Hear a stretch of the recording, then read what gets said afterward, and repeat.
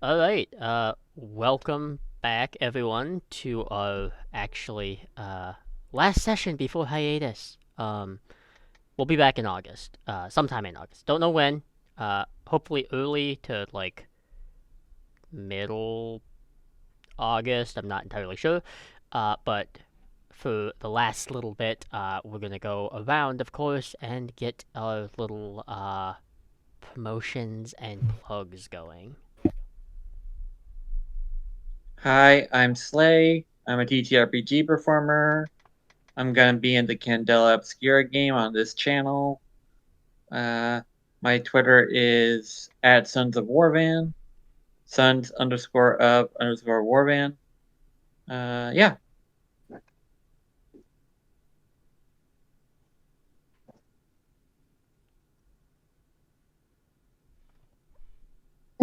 Hi, it's Little Legend speaking. I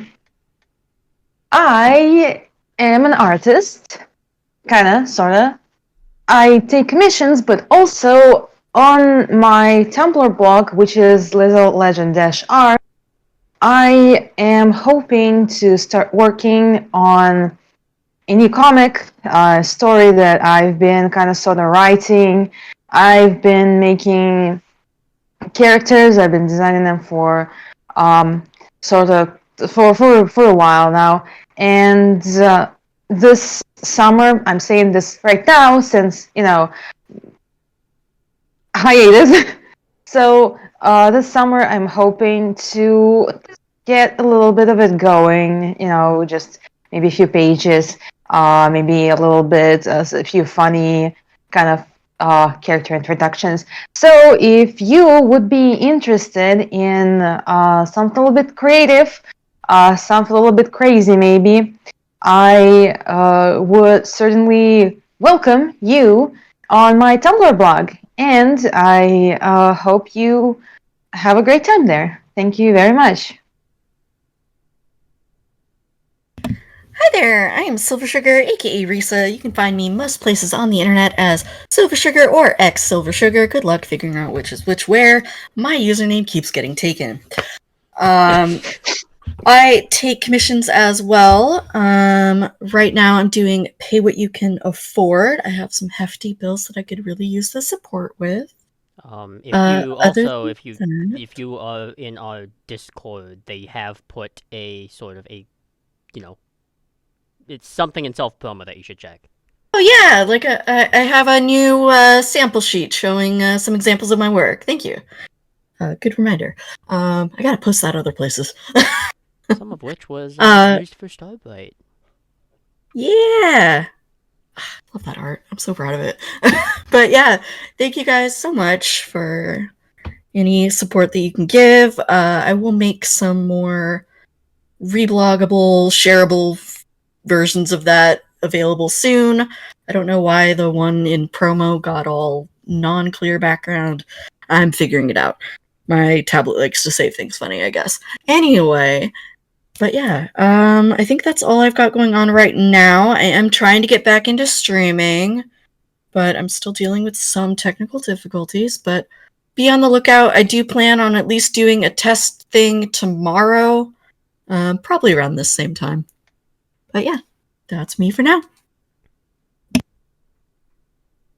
And much like our how intelligence or Section 31 work, the other two exist only in mostly a void. Lynn ever so less so, but still some. Are you Somewhat sure? No, I'm not. But I am a chaotic goblin somewhere. If you know how to work Instagram, you're doing better than me. I do have Instagram an just account. shut off for me. It's like, no, you can't enter, you stupid little idiots. Fuck you. Yeah, if you know where to find it, I do have an Instagram. There you go. It's like it's a scavenger hunt. But in the void. Yeah, the what's the I'm sorry. And the price is like, I don't know, But the price is your defeating. soul. Oh yeah. Okay, I guess. Okay, moving past that, for announcements on my end, obviously this is the hiatus until for season 2 until, you know, the fall, and we kind of hit our stride for the last 6 or 7 episodes of this season. That'll happen in August sometime, and then we will close it out by the end of October, I think, around there. That, you know, things could happen. Who knows? Also, if you are, whether you are on a YouTube channel or watching us live right here, our D&D RP is open now. For you are limited to 2 characters, and if you have people who might be interested in joining that, please invite them to the server, as long as they are willing to follow the rules that this server is enforcing, because there are just some things I do not tolerate, and I am very serious about that. Otherwise, it's a very friendly space, and I tend to keep it that way, and would like it to stay that way. This is a very mellow and chill server, and I would prefer it stay that way. Additionally,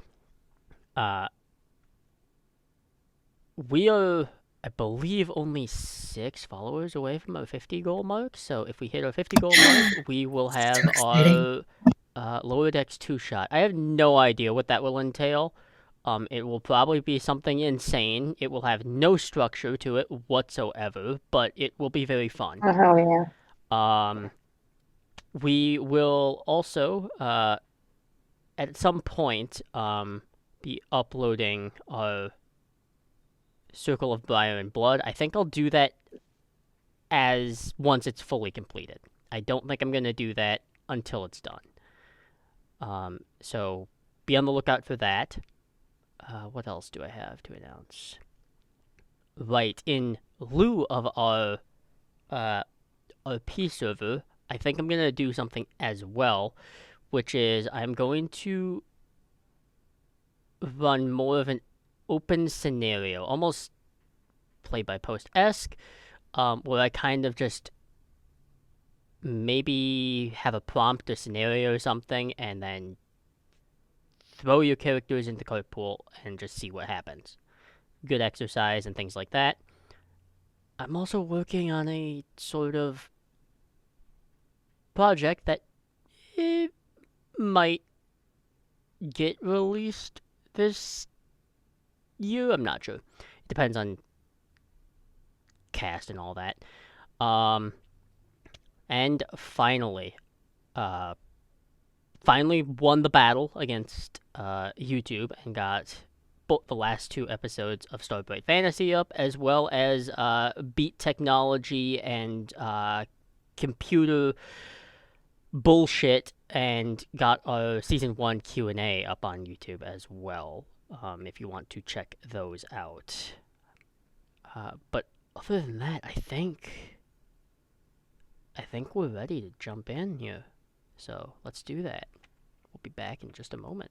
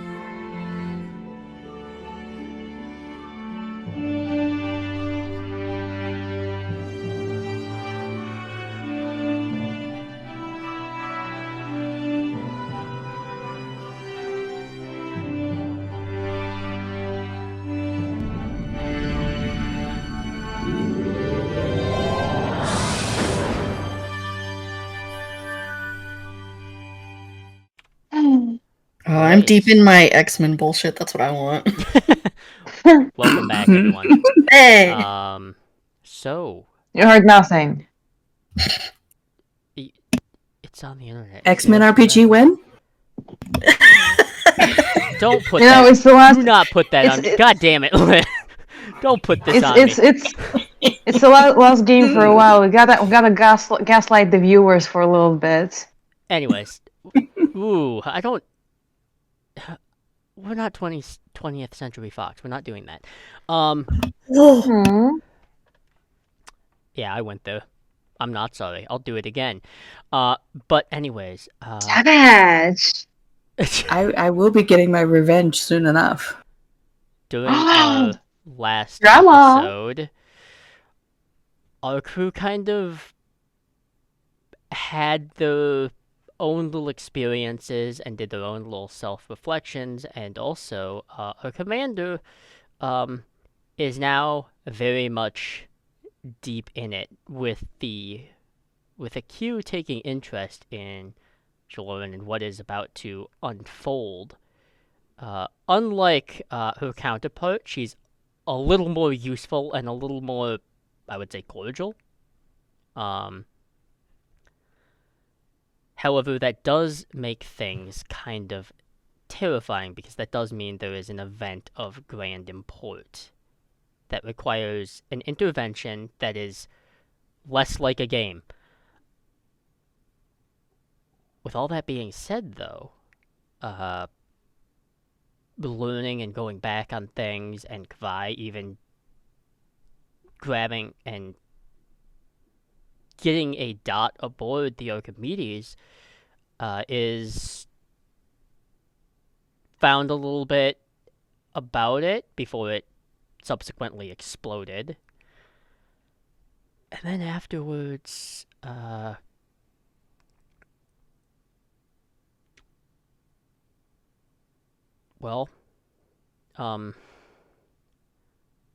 only way I can word it is sometimes character choices are not up to the player.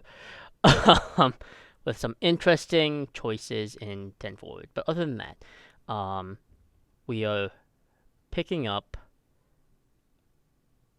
I'm gonna say, a day later, as the Archimedes is heading back to Earth at maximum warp. Well, maybe not maximum warp, but warp 7, because you actually need permission to go maximum warp now. But with the Archimedes and all of that, this is maybe the time, Commander Jaloran, and this is up to you, Lynn, whether or not you have decided, like, the severity of this adversary that you face, if it is worth to read in your team now.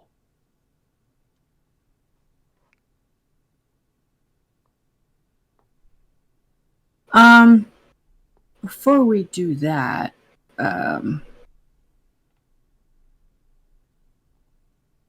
she will have wanted to do some digging on her own, trying to check into certain things. It's like, because now that there's a lot less red tape for her, she's gonna want to definitely crack open some files that have been closed for a long time. Okay. With a lot of that red tape removed, I mean, you still have to get, like, certain permissions, just because it's not necessarily it's not being stonewalled or anything. It's more of, being asked, like, hey, why are you accessing this? Just more of a courtesy.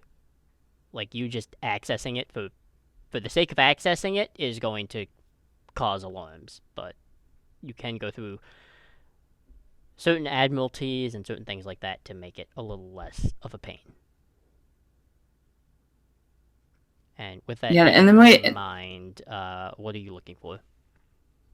What she's going to flag it as is she's opening a new investigation into the circumstances of the failure based on new information. Information that was uncovered via items and intel that we recovered during the course of the rescue. Which is also still an open case. Yeah, but it's also, I mean, that's probably a better way of wording it than saying I had help from Q. Because Starfleet does, has a pretty interesting record of not really liking those entities. No.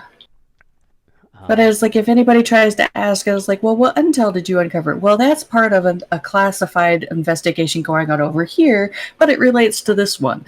So you're going to have to wait a little bit and get past your own red tape to read my reports. Thanks.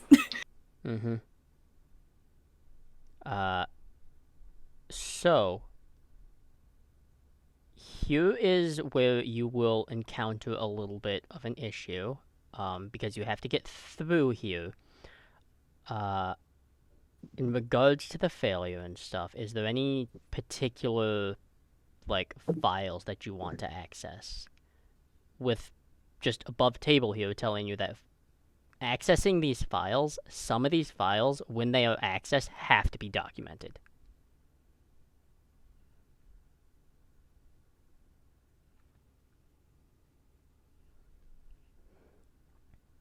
Her primary interest is in everything that was compiled in the lead up to preparation and right before mission launch, as well as during the mission launch. It was like, and what changed prior and during, and then what it looks like after. So, like, everything up to mission submission. Yes, okay. So I have a question then in terms of that.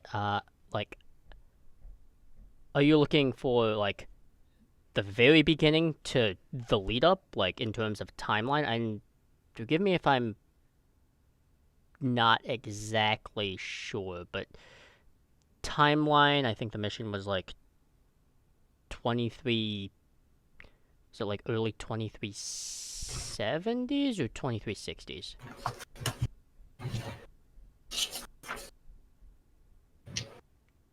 2370s. Okay. Around... This, it was just after Voyager disappeared. And this is what she was working on in lieu of actually serving during the Dominion War.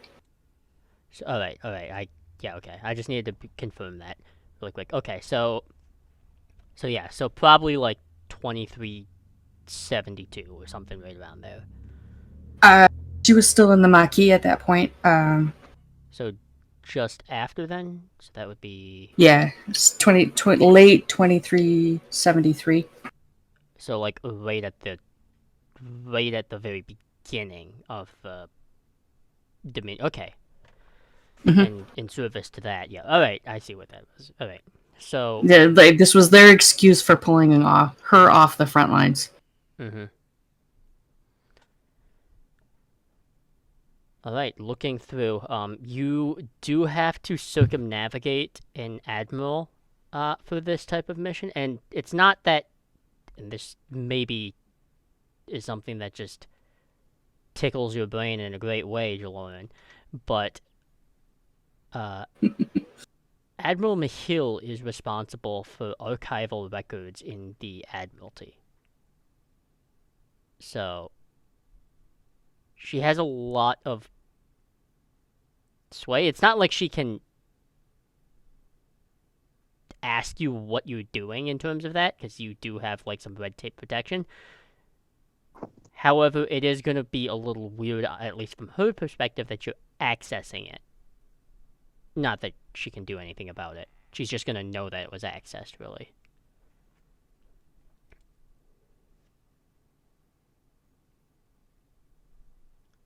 it's like the only response she's going to get is ongoing investigation.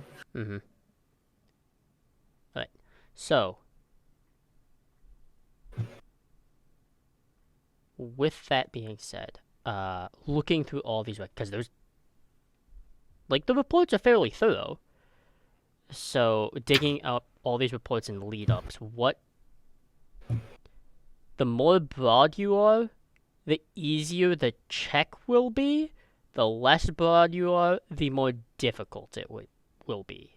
Like, the more narrow it's going to be. Like, the more narrow your scope, the harder it's going to be to, like, suss something out, right? Where it's, like, looking for very specific details versus looking for, like, broad spectrum details that seem out of place. Since it's her mode of operation, is like to kind of hide what she's doing, she's just going to grab all of it. And then she's going to sift through it because she's looking for 2 sets of files, her own as well as her companions. Okay. Yours are very easy to find. Because you know what to look for. You know what your file looks like. I'm not even going to make you roll for that because there's no reason to roll for that. You know what your file looks like because you access it all the fucking time. And I know I joke about this. I joked about this a couple of times. This whole mission is kind of like Lauren's white whale, right? But I'm sure it's something that, like, every now and again her mind wanders back to. Like, what the fuck went wrong? Where and how did this go wrong? Everything was, like, well thought out. So how did this go wrong?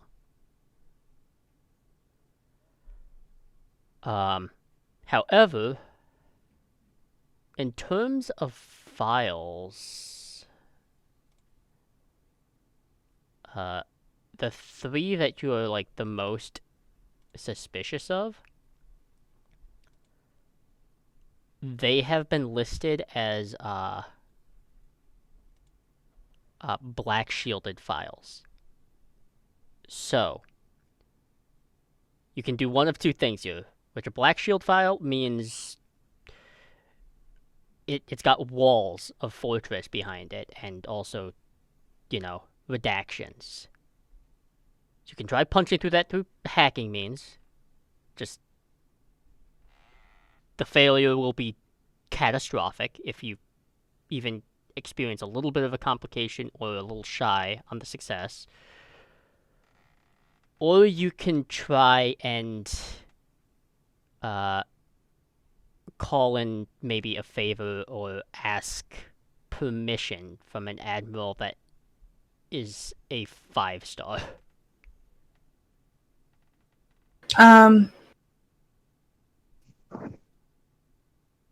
Similar to how she called in, it was like she's gonna tap that admiral that she called before,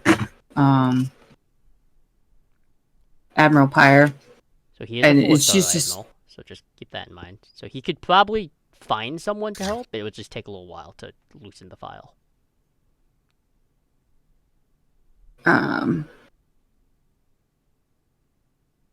And she's patient enough. It's like she figures he'll be able to grease the wheels enough where she doesn't have to punch through as much. Okay.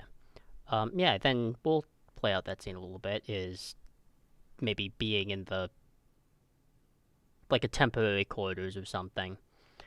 That is set for its own office space, because Captain Gomez is at least respectable enough to know, like, you are a commanding officer and you have your own job, so, like, a place of privacy. Like, quarters are nice, but quarters get invaded all the time in Star Trek for some fucking reason. Yeah. Like, she'll probably give you access to a department head's office that's just isn't really being used right now. So it's not as large as your office. It's a little cramped. It's probably what you maybe experienced when you attained the rank of, like, lieutenant/lieutenant commander as a department head. Like, they're not big, but they're all right. And as you kind of flick on the screen, a very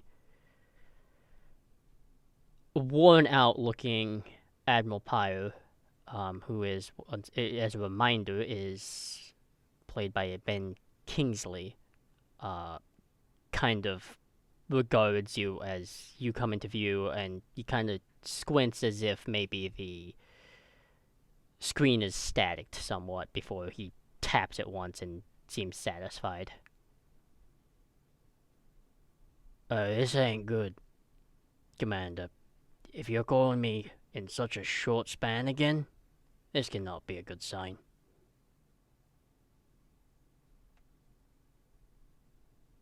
Unfortunately, hit the nail on the head. I've uncovered more intel, and I'm going to need access to files. Do I even want to know? Hydra. Son of a bitch.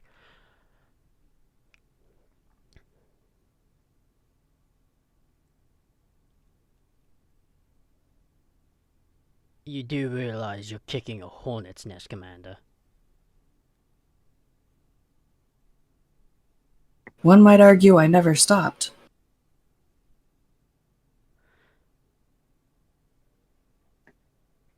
Commander, I have to ask the question, because it is my duty to do so. Are you approaching this with a clear head?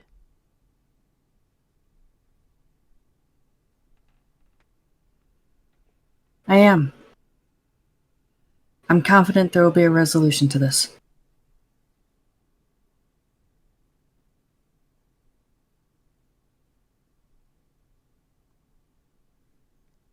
Intelligence is not gonna like opening up an old wound.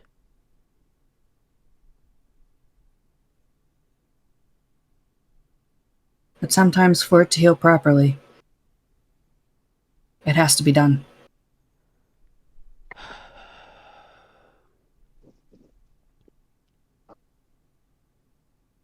You and I have worked quite a bit in the past, Commander, and that's the only reason I am allowing this favor to slide.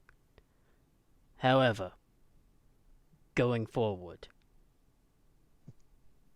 you've called in two favors too many. Understood, sir. Intelligence has your back. Within reason.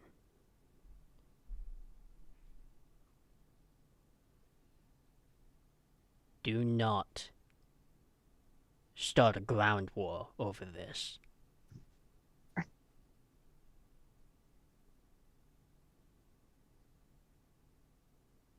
My hope is to prevent one.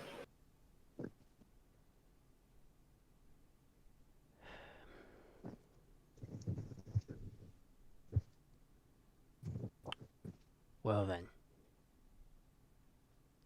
Be careful, Commander, and whatever mission you plan on delving out,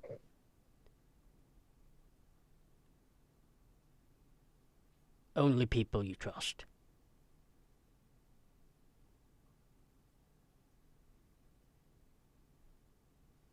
Once burned, twice shy, sir.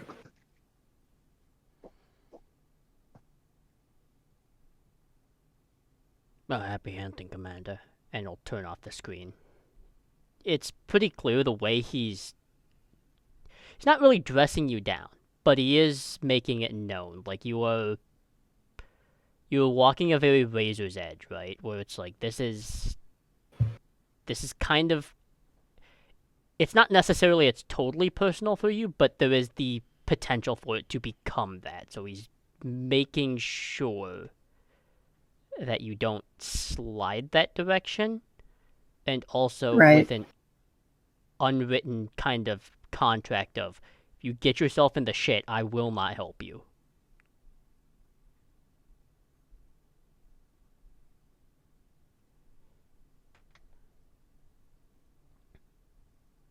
But with that being said, within a mere 2 hours time, you can access those files. Now that doesn't clear up all the, like, redacted stuff, but it does let you access a lot of it.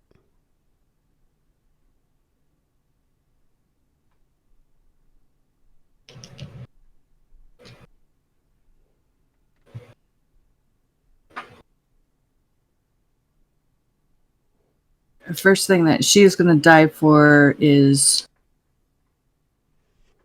the programming files.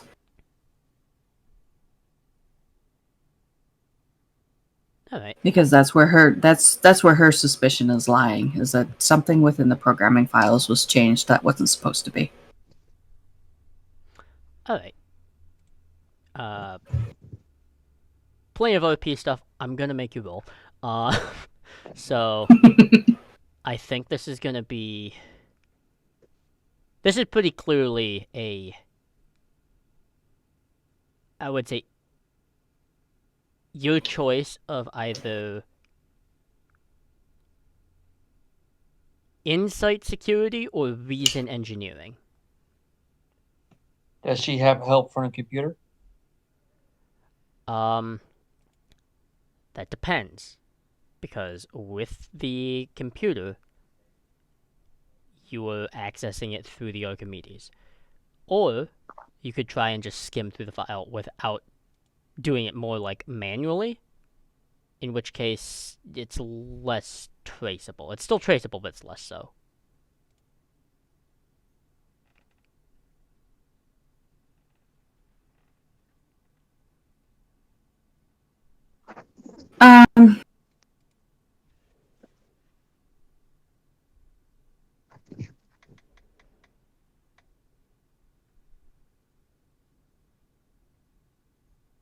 She's got her own codes that she can put into place to protect what she's doing, and it's something that it's automatic for her to like basically cover her tracks. So I'm not as concerned about being traced on the Archimedes. Okay. It's something she's been doing for a long time. It was drilled into her from when she started in intelligence. It was like, well, you create this masking code, and it looks like something else. I'll roll for ship's computer. What do I have? What's the number I need to roll? 11. 11? Okay. So she'll probably be doing insight security. That gives me a little bit of a leg up. This is still. She's got. This is going to be a tough roll because it's still. You're going up against an adversary that is equivalent in skill. So this is actually going to be straight out of the gate. This is going to be a difficulty 5. She's going to pull on computers and linguistics again as her focuses. She's got a talent, computer expertise, which gives her a 3rd die. And then that same value as before, mistakes are how we learn. Yep, that works.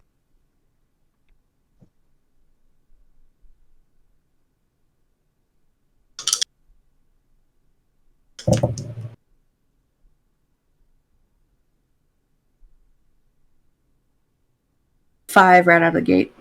Jesus. Okay. Just scraping. Well. And one from the computer. Okay, so we have a momentum. So 6. Yep. All right. 5 right out of the gate. Okay. Looking through some of the programming files and all of that, what things do you want to look for? Like, very specifically, what type of things in pertaining to the mission do you think are relevant that you should be looking for?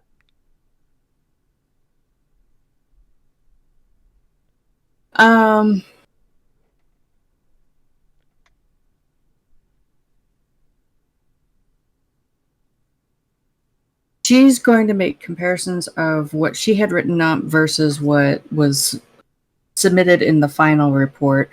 As far as this was the codes that were like the coding, the programming files that were used while the mission was in progress. This was what was uploaded in order to gain access to the facility. This is what we used to gain access to XYZ. And so her thought is there was something in there that was changed that tripped an alarm that alerted the owners of the facility to their presence. Something that she had already accounted for but for whatever reason, they were discovered anyway. Looking through, Jordan, and you are scouring this because it is, upon glance, nothing looks wrong, at least upon first glance. And as you keep scanning over this code and all of this stuff again and again and again, something that was very important was, as good as your skills are, you have to, like, you have to have someone check your work, basically. And looking in, and then you find it. It's such a small detail. It's such a small detail for accessing the facility. You had a set amount of time to access it, or certain things would detect you and compromise the whole mission, which it did. Someone somewhere at some point, and you can rule it out because it's only the people on the shuttlecraft, right? But throughout the whole checks of that, one little element of your code, it must have been just a last minute edit. It's so small and almost, you can almost miss it just while you're staring at it.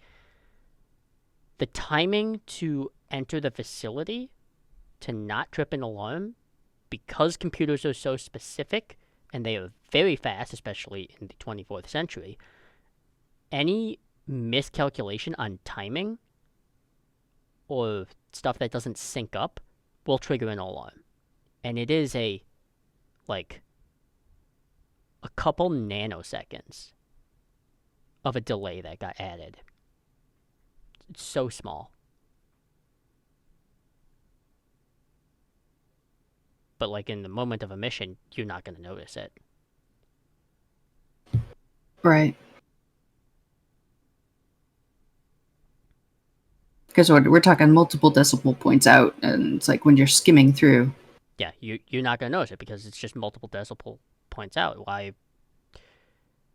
Like if you're just like looking, dropping a parentheses when you shouldn't. Yeah, that. Oh man. So many times I did not close the parentheses. Ah. But yeah, you're looking at this and going, how? You understand how, but you're also, you're still kicking yourself a little bit. Like, how did I miss this? This is, like, this was a make or break thing. And clearly it broke it. Which now leads you to the question of the motive. Why?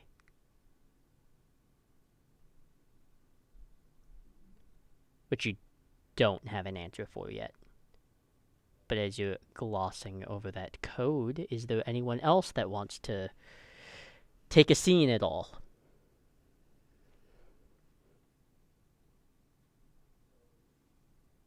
I'd like to call my mother. Alright. It takes a little bit for her to respond. Like, it takes, like, maybe another try. But she eventually does open, and you can see where she is. Like, the lights are somewhat dim on the vessel. Clearly time is a little different.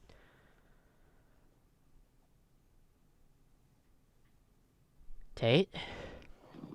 Mother, I just wanted to see, after everything that's been happening recently and the last time we saw each other, I just wanted to make sure you were okay.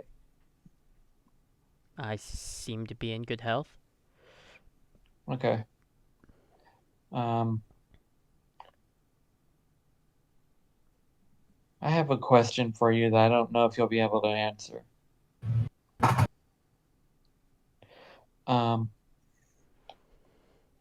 Do you know why Kadan chose me to be his replacement?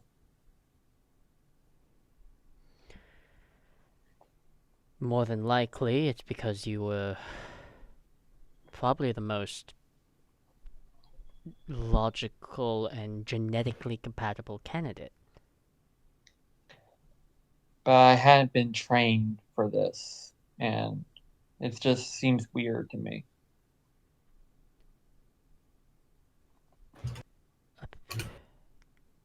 I mean, desperate times. Desperate times.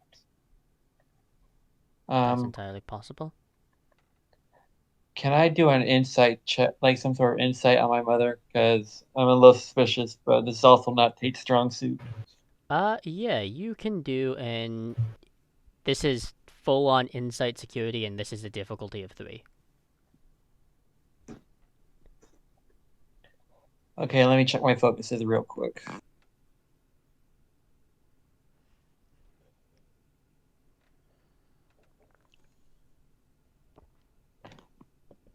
I'm assuming negotiation won't work here. I'll let it work. Depending on okay.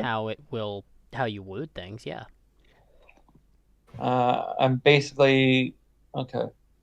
Yeah, I'll roll first. Mhm. Just 2. Okay. Tate's rolls are be durable again.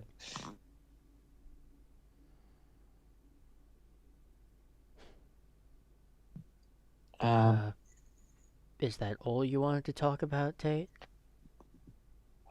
I'm heading back to Trill to go to the pools with my commander too. I've been having problems with integrating the memories, and it's starting to get worse.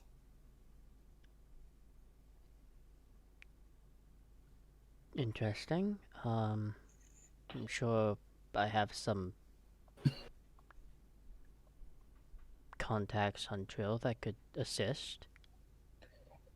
That would be helpful.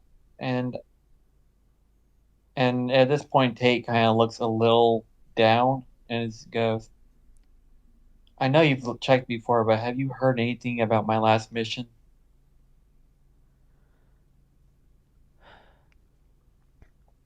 Which one are we referring to?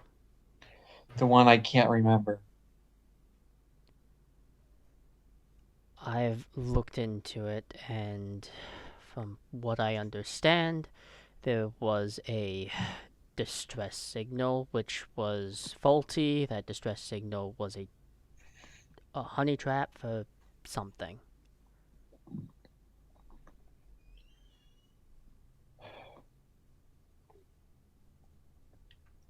I'm getting memories from that day again. There was this. You remember the symbol that came when when um when the base was hacked? When your field office was subsequently compromised? Yes. That symbol was on. Kadon remembers that symbol. That symbol was on the screen. And you have a generational adversary, and I would advise be careful.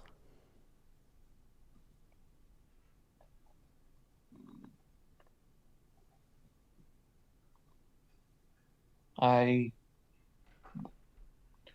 nervous about trying to do anything about them, but I feel like I got to do something. Hopefully, this when I integrate my memories, I'll remember more what happened.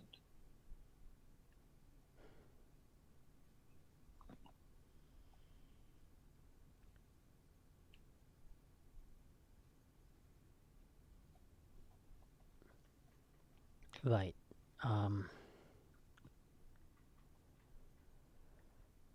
It's been a interesting time over here, so forgive me, it's taking me a moment to gather my thoughts. But with your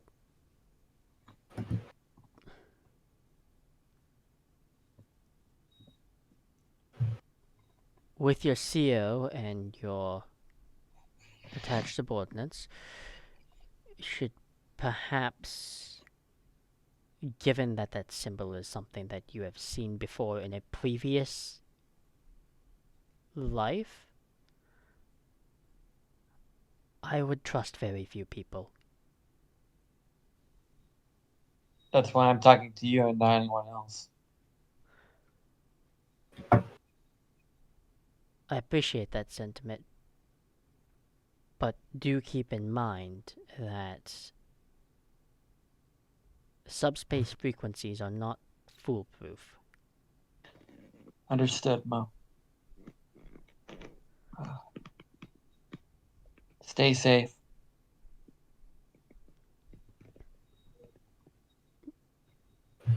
Yeah, and as she says that, there is on her screen, you can watch the thing shake a little bit before the red alerts within the ready room go off. Always a problem. Goodbye. I will get back to you. And rather, before she can even hit it off, it just cuts out.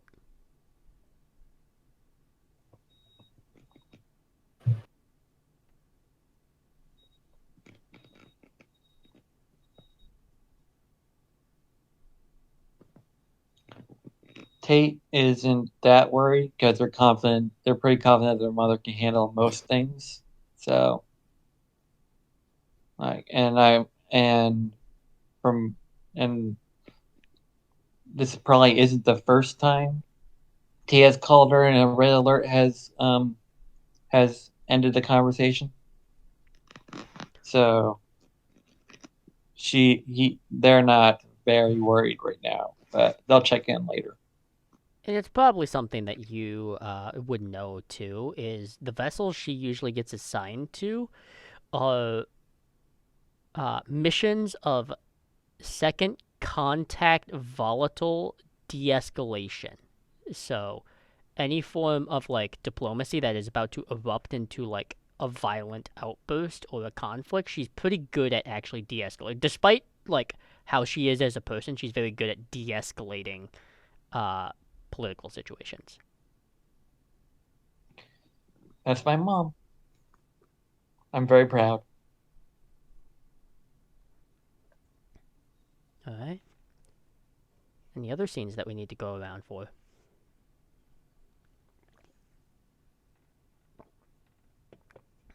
I am hit empty.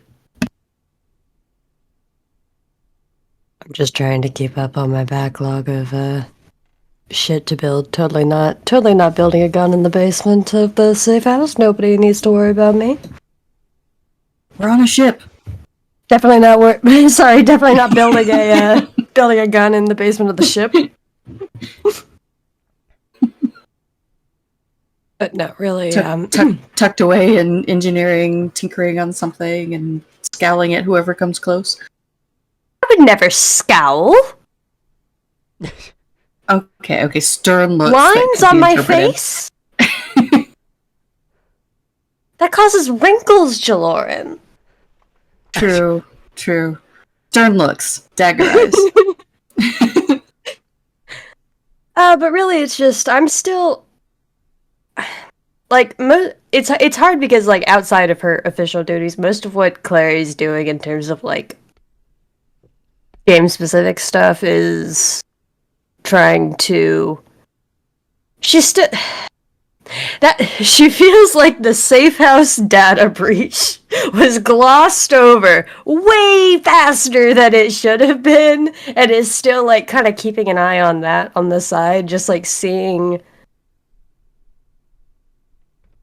I don't think there's a way to track like every single person accessing it on the internet, but no, she's at least trying to like how do I phrase this? Track the flow of information. Yeah, track the flow of information and specifically like track any. She wants to know if like any of this is being picked up by the public. She wants to know if any of this information is like I'm sorry. I'm stuttering a lot today. that's fine.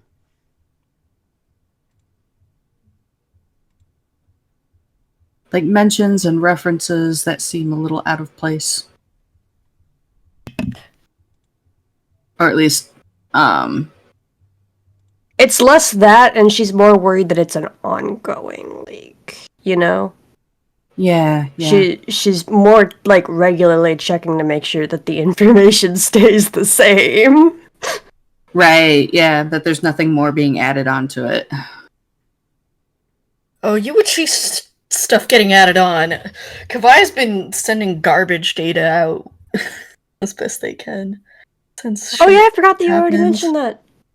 If I'm able to recognize it as garbage data, then hopefully I'll be able to filter it out pretty easily. But I think Kavai would have, if they know your tendency to look into stuff like that, they would have given you their like signature essentially, okay, so you could filter. All right. Looking through and tracking data flows and stuff. um, I would say there's certain aspects of it that do get access that you do ping as a little strange.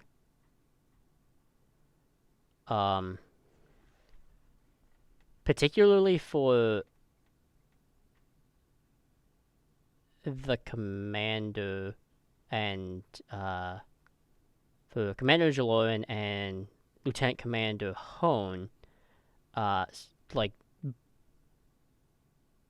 personal like officers' logs and stuff have been accessed. oh, interesting. I didn't realize that the commander's personal logs got thrown onto the data breach. I mean, it was a wide course data breach, and it's not like a ton of like both Tate and Jaloran are smart enough to know like sensitive like things are recorded different ways, but like they're just like you can access like like just a home like an office recording, something very mundane, like as a log of like yeah stardate this is what I'm doing. Do you remember that masking thing that I mentioned earlier that Jaloran does? Mm-hmm. She applies it to everything. So yeah, it may look like personal logs, but when you actually start going through it, it's like just as much junk data as what Kavai is throwing out there. The thing that throws you off, Dr. Atherton, is it looks like crap, at least on Jaloran's end. It looks like absolute junk.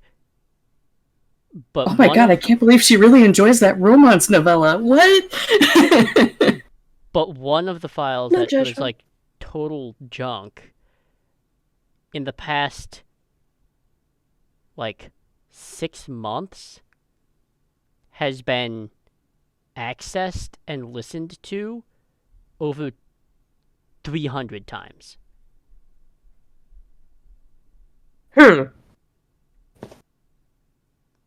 Okay. That's worth shooting a message to Jaloran over. How many times have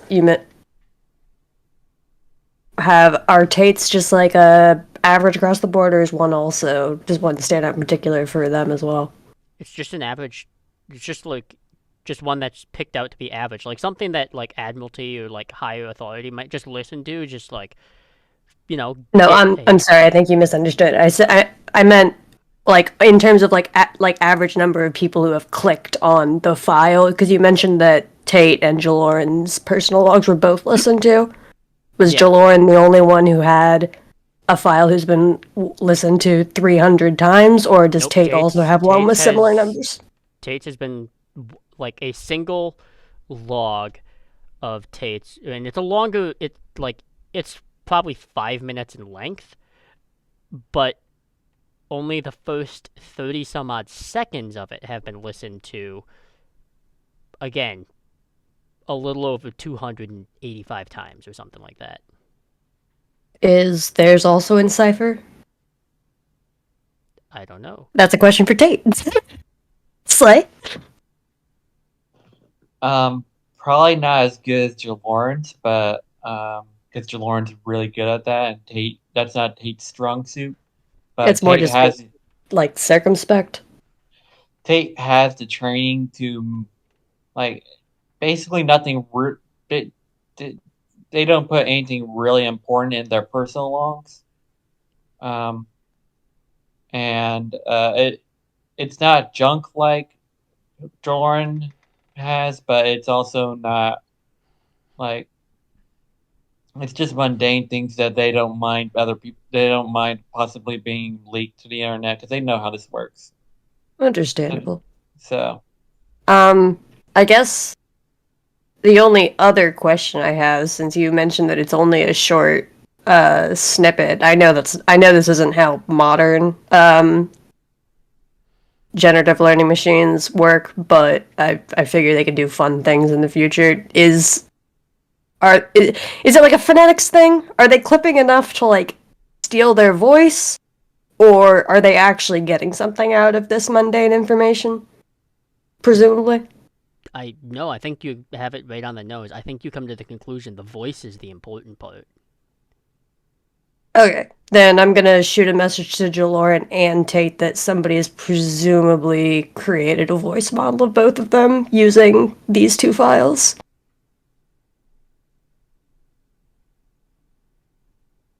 Freaking AI. Yeah, and it's like that's gonna catch Jaloran's attention really quick. catches Tate's attention too. So she's gonna call both of them to wherever she's currently at. And then she's also gonna start pulling in, like, she wants to know more specifics. Is like, is there a correlation between like the files accessed? Is it a particular day? Like what kind of, like what? Like I said, What I think they is just this wanted to get like log? a good clip that had like all of the regular phonics in one easy Yeah. chunk. Probably She's be, also like, curious the if most there's- neutral tone too. Yeah, that's true. Yeah. It's probably like a conversational. But she's just trying to dot I's, cross T's, and ensure it's like that's. Is there no other ulterior motive beyond we need a good voice sampling? It's like, is there something significant about this date that this log was recorded, or like for Tate that like 30 seconds? Was like, is it also 30 seconds on Jaloran's? Yours is about maybe just, it's a little over 30, but it's not much more than that. If anything, you're probably thinking it's just like, because that's just how the recording happened. It's not necessarily like the length is important. It's just like they needed a certain amount of sentence structure or whatever. I guess my other concern is our good doctor. Have any of her personal files been accessed in the same manner? Because Jaloran also has, like, they have different types of clearance, so. Mm-hmm.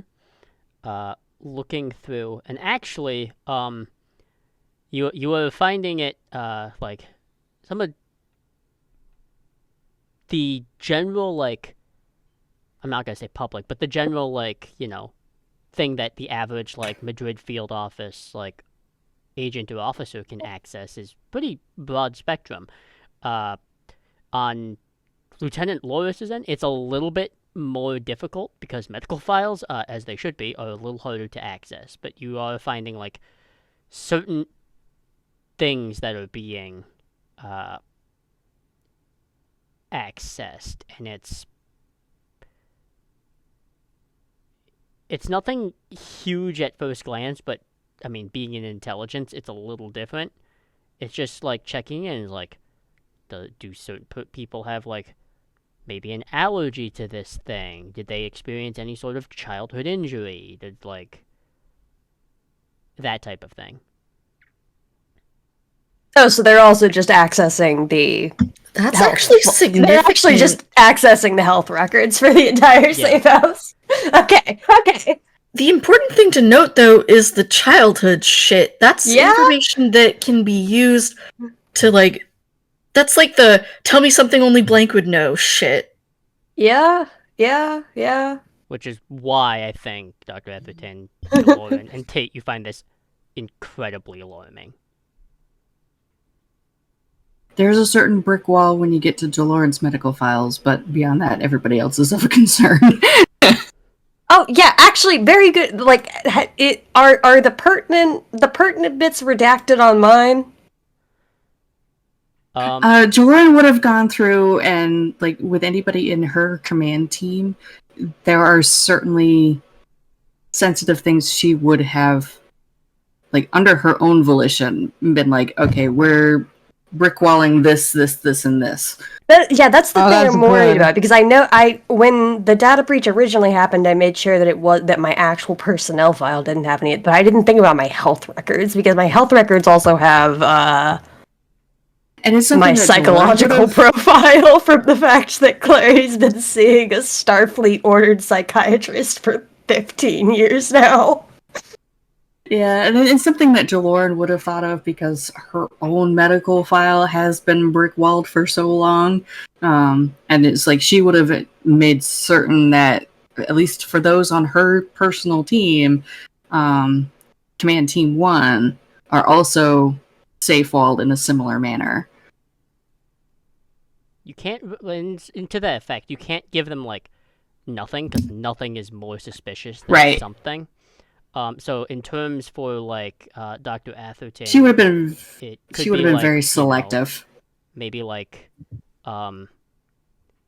is, like, switching it from, like, you know, has a little sensitivity to, you know, bright light, and switching it over to just, like, maybe, like, you know, switching the eyesight to, like, instead of being, like, 20/20, just tweaking that a little bit to make it kind of feel natural. But even then, Yeah, so accessing that is fucking terrifying. yeah.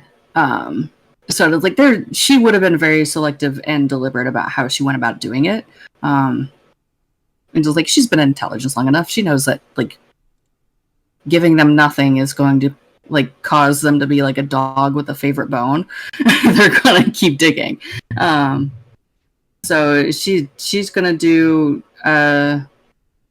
there's just some stuff that you can't mask, so that she's gonna wall off. But other stuff, like, yeah, she'll switch it around to, like, oh, they hit all of their physicals this year, and everything was fine.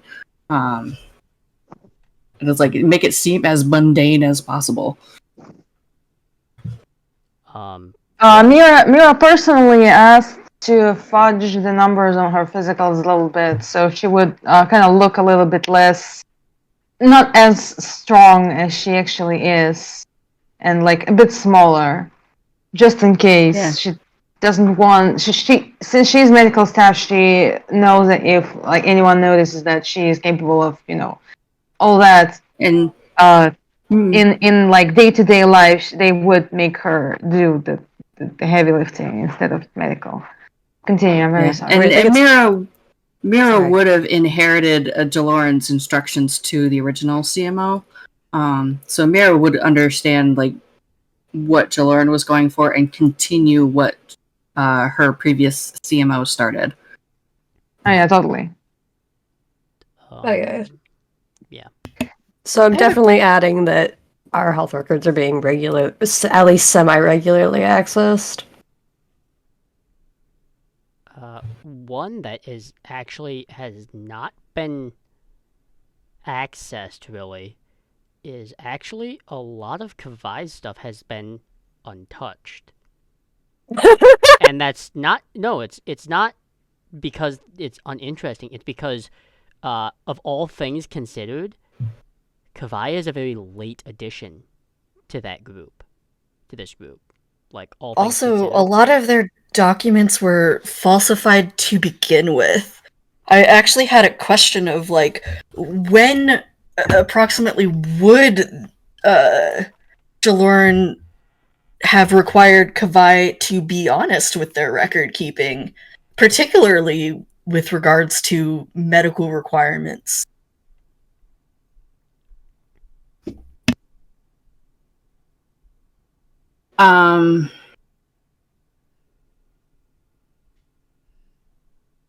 Probably after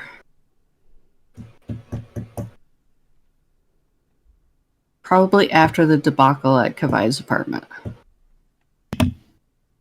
Fair. Which I think Because this Jaloran, is- yeah, that would have been fairly early on. But yeah, and like Kavai would have been confined to sickbay for a good while because of that incident, and therefore would have been rather firm about, okay, time to fess up. And then like from that point on, applied whatever masking to Kavai's stuff. Gotcha. Okay. But yeah, with it being such a late edition, yeah. which I think we'll switch this over then, as because this is now is pertinent to the entire like primary command team, right? Where it's like you are now in a conference room, and now like this has to be talked about. Like it's kind of been investigated separately and dealt separately. So I'm gonna probably say that you are.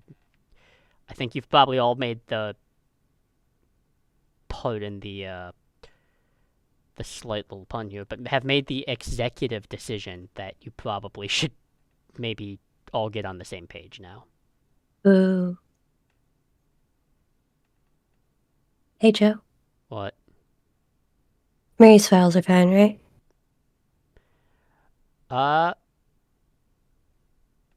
Mostly. Mostly?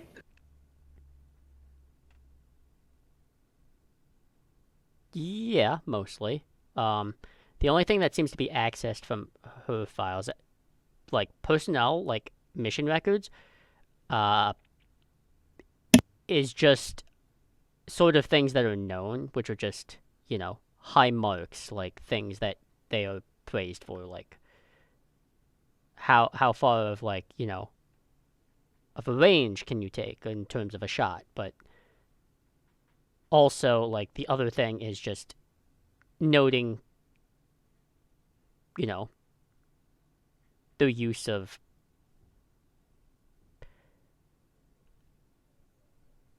like sign language and all of that. But other than that, like it's not touched as much as everyone else. So from what I understand, her personnel file was accessed, but nothing else. Yeah, pretty much. Okay. It's almost like it was accessed and then decided that this wasn't important enough to be sought after. Is there a similar trend across several of the non-command? Like, is that normal, or was Mary the only non-command member accessed? There are several non-command members accessed. Actually, Lieutenant Commander Kirabayo's file was accessed, but was left widely ignored because of the concept of being transferred. Okay. I'll also just whip up a side list of all the non-command members who were involved, so that Jolene can presumably tell them after the meeting or whatever. Every team leader within Madrid has been accessed. Okay. Personnel to logs to medical. Okay. Okay. Good to know. Every team leader.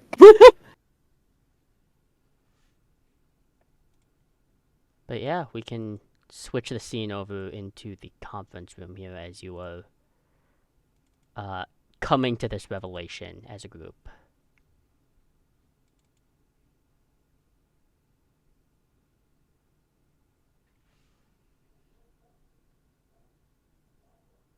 Well, this is certainly alarming.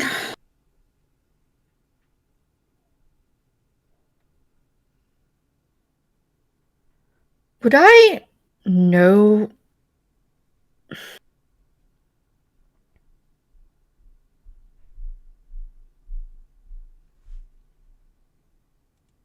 Trying to figure out, like... We already have sort of an idea of, like, what's going on, but do we have, like, any more of a basis for figuring out, like,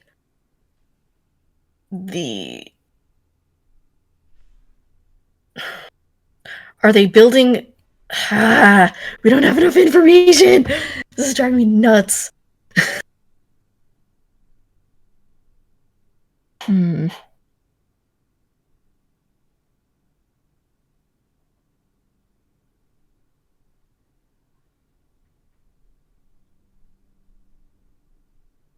Okay.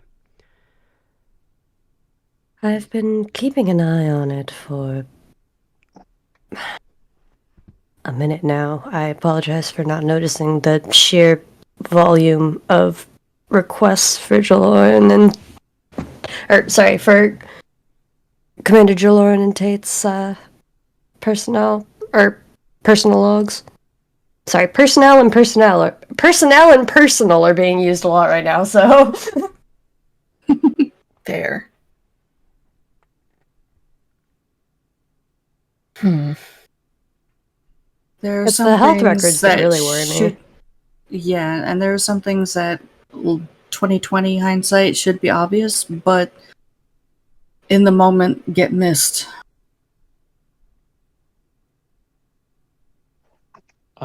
Tate is sort of looking at their medical records and trying to pinpoint a certain memory that they had. If you'll remember, Joey, Tate had a memory last season about a doctor who was angry at their mother for some reason. They're trying to figure out who that doctor was Mm-hmm. because they're just curious right now.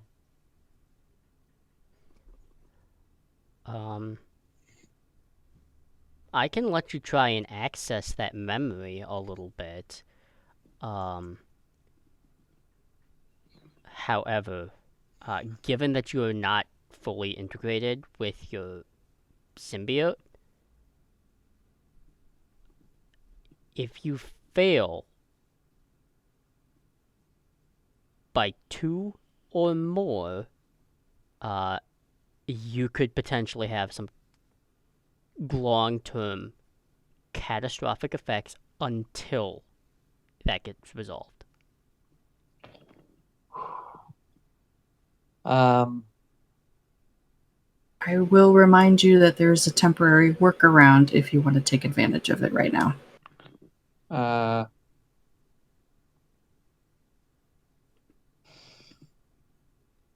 does Tate? So here's my question for you: does Tate have that memory, the memory I talked about, still in their head, or do they have to access it again? They have that memory, they just don't have, like, the clear context. They have the portion of the memory, right? It's not the full memory. And what's the workaround again, Lynn? The neutral space that she created between the two of them that gave Tate some stability when they had a breakdown while building ships. Oh yeah, that okay. Uh-huh. But it's temporary. It can only do so much. You know what? If you do that, here's what I'm going to say, because it is temporary, and given how Jaloran's condition is very, I will say, obviously, for reasons, fragile. We're going to do something It's like at the time we did it then, she was in a different mind space, and right now she's rather delicate. So, here's what I Tate's will not gonna rule use for the this. workaround. If you do... Tate's not gonna use the Alright. workaround. I was going to say, if we use the workaround, we're going to put things into real time, and it would be 5 real-world minutes to kind of suss that out. Yeah. No, Tate's not gonna use the workaround, knowing that Jaloran's fragile. They're not gonna do that to her. I will roll though. Well, I'll clarify that it's like nobody else really knows how fragile Jolaren is right now. I mean, She knows, but she hasn't really let anybody else in on that. Well, Tate's the one that helped bring you back. Tate knows, like, and knows how you're feeling, kind of. So Maybe not know how feeling, but definitely know that that situation can be very Unstable. unstable. Yeah, Yeah. Tate's not gonna put you in danger for something that they're trying to do on their own. So Right. Yeah. Tate being noble. Yeah. So give me a difficulty, Jill. Let's see where this goes. Difficulty 4. 5 points of threat. What's the traits I gotta use? Give me 1 moment. Where's all this threat coming from? Ugh, stress.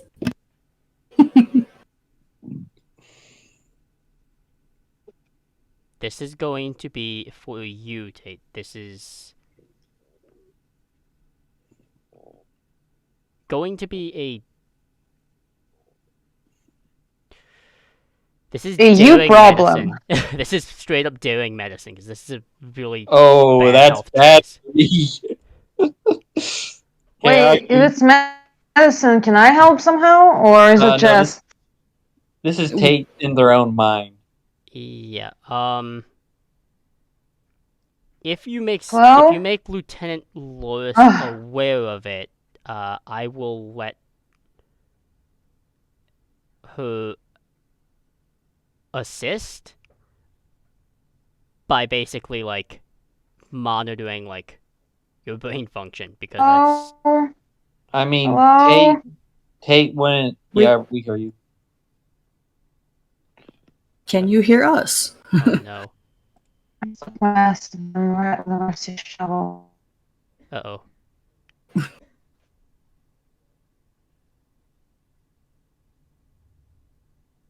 Alright.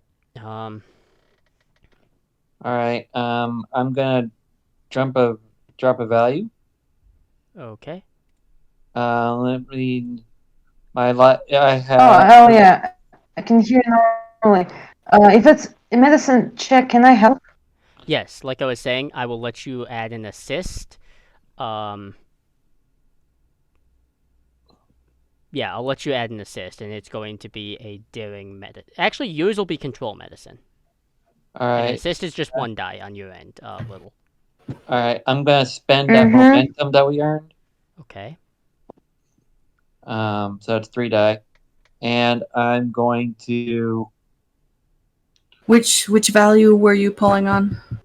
There's a couple that can work. I'm gonna go with my secrets could fill a room. Yes, Literally. that will apply.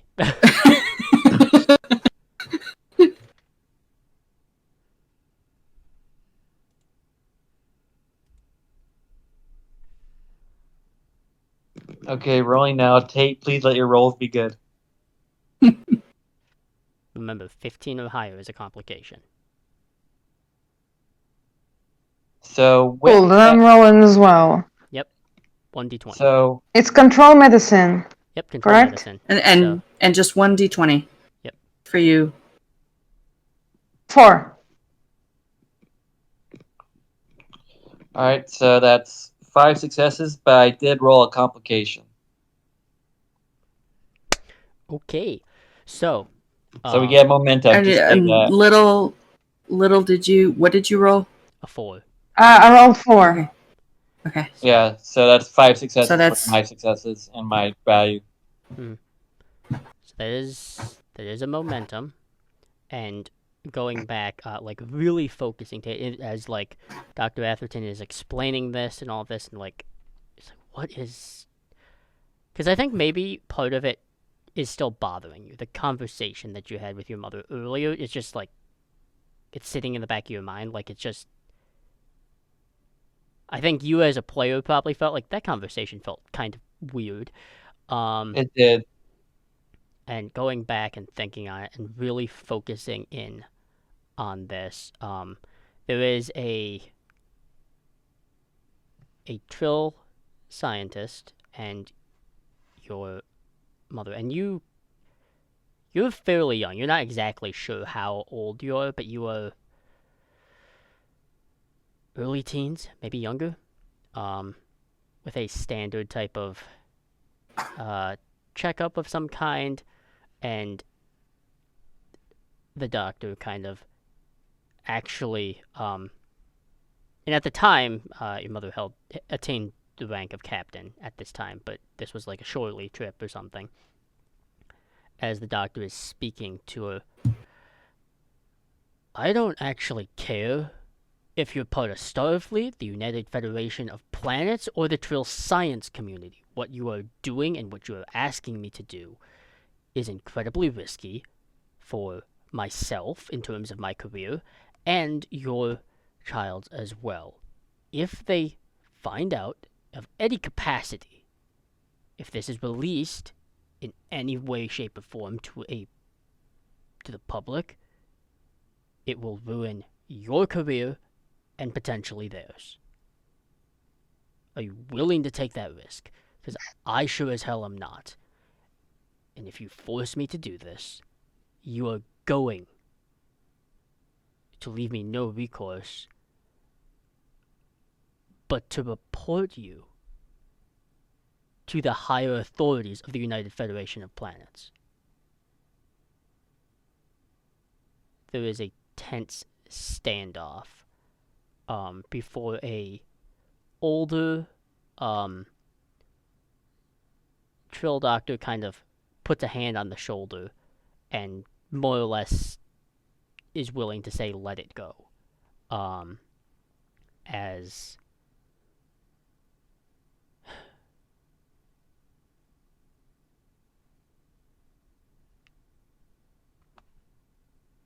sort of the memory starts fading and you remember seeing like a certain sort of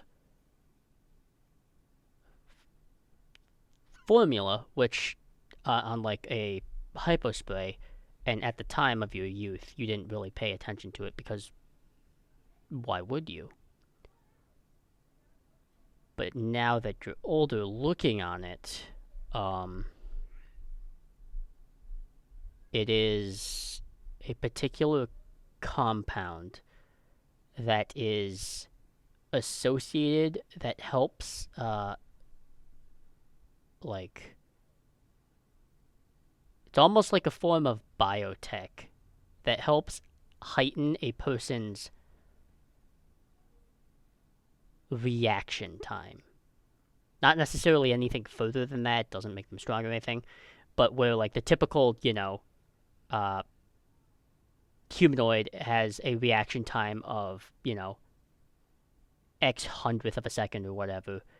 Yours isn't actually probably been increased to just shy of like, a couple more, like a couple rungs up. It's not huge, but it like in terms of reaction times, and especially this makes sense in terms of your piloting. A couple extra hundredths of a second, or like tenths or hundredths of a second, makes a huge difference. Which also leads to, for your thing, Tate, you do know under the Starfleet Charter and the United Federation of Planets, this is technically illegal and it is considered augmentation.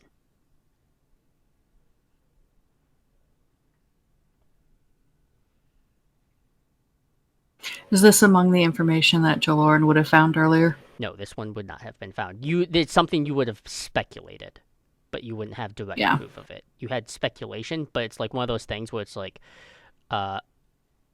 it's very hard to prove something where you could just argue in equal measure that it's like maybe they're just naturally talented. Right.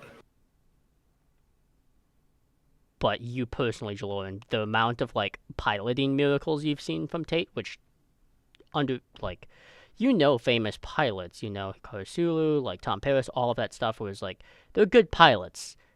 They've pulled off miracles from time to time. It's very hard to pull off piloting miracles consistently.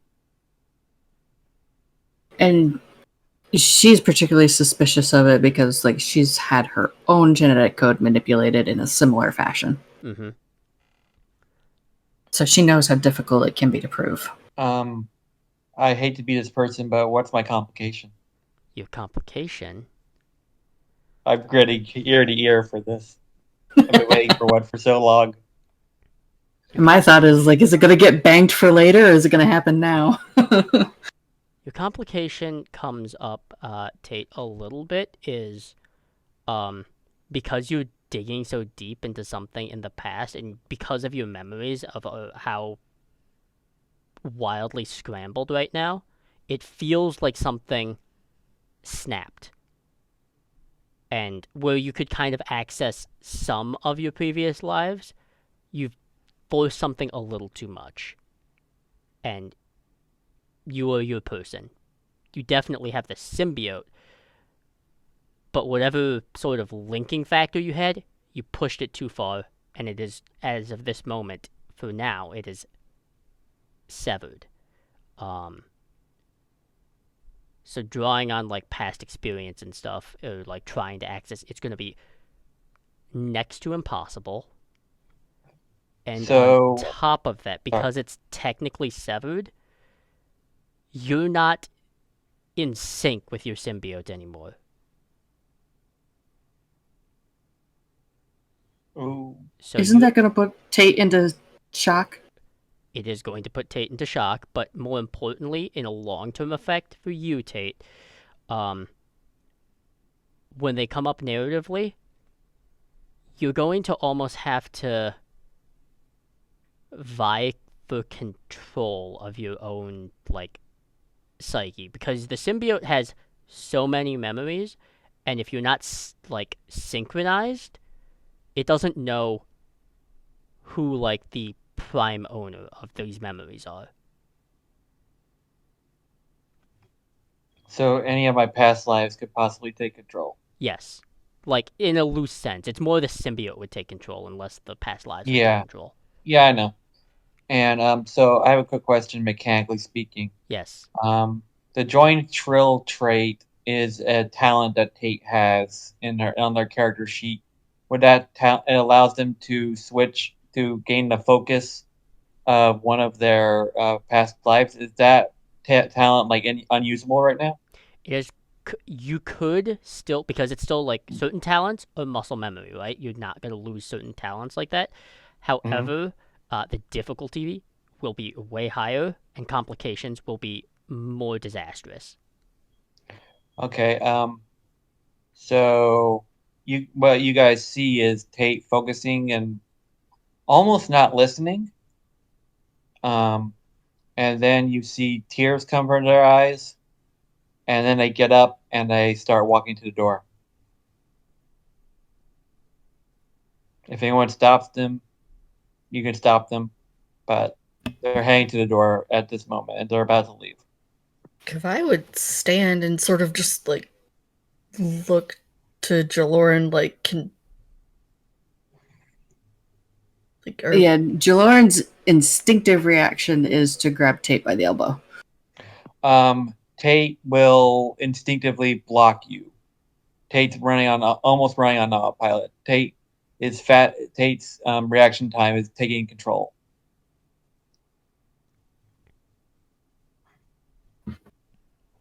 And Tate will look at you and What's their body language like? uh Is it like full fight or flight? not necessarily. Give me a sec. It's not necessarily fight or flight.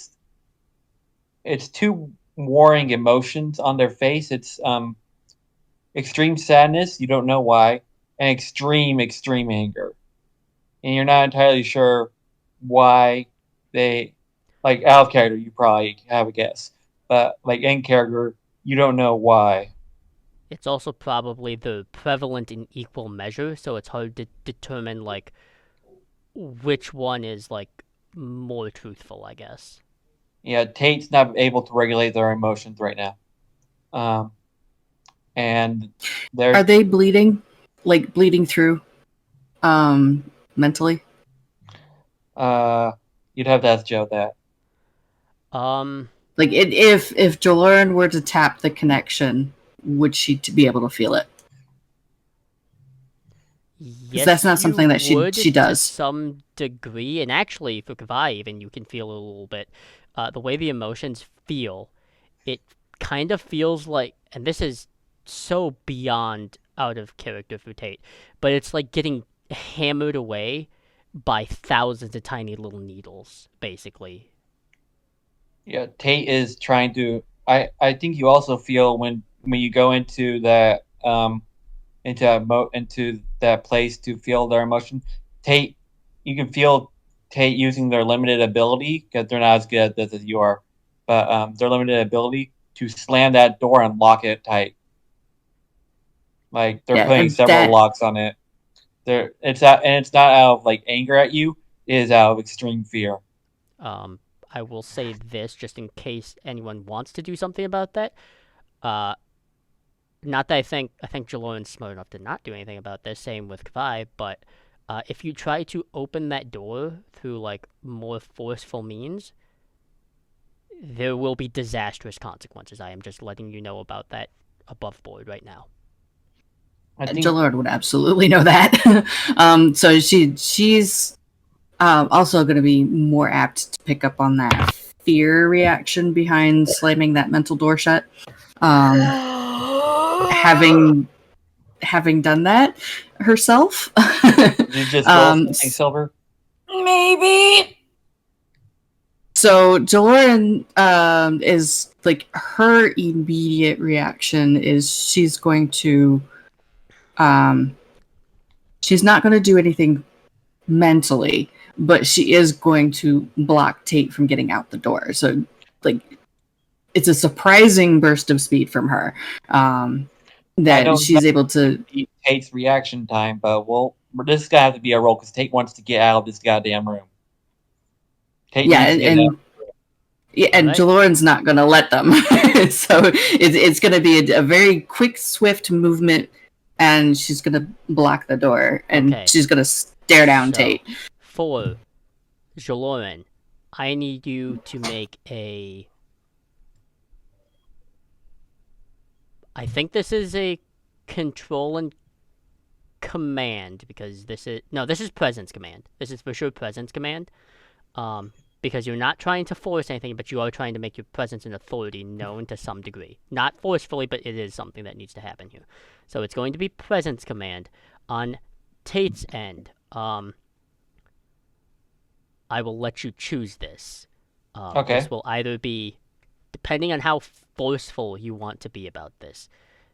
You I can do also have an action I would like to try and get fitness. in. This will be either fitness security for you if Okay. you want to push Jaloran out of the way, or this will be a presence command on your end, Tate, of letting your presence be known to back the hell off and leave me be.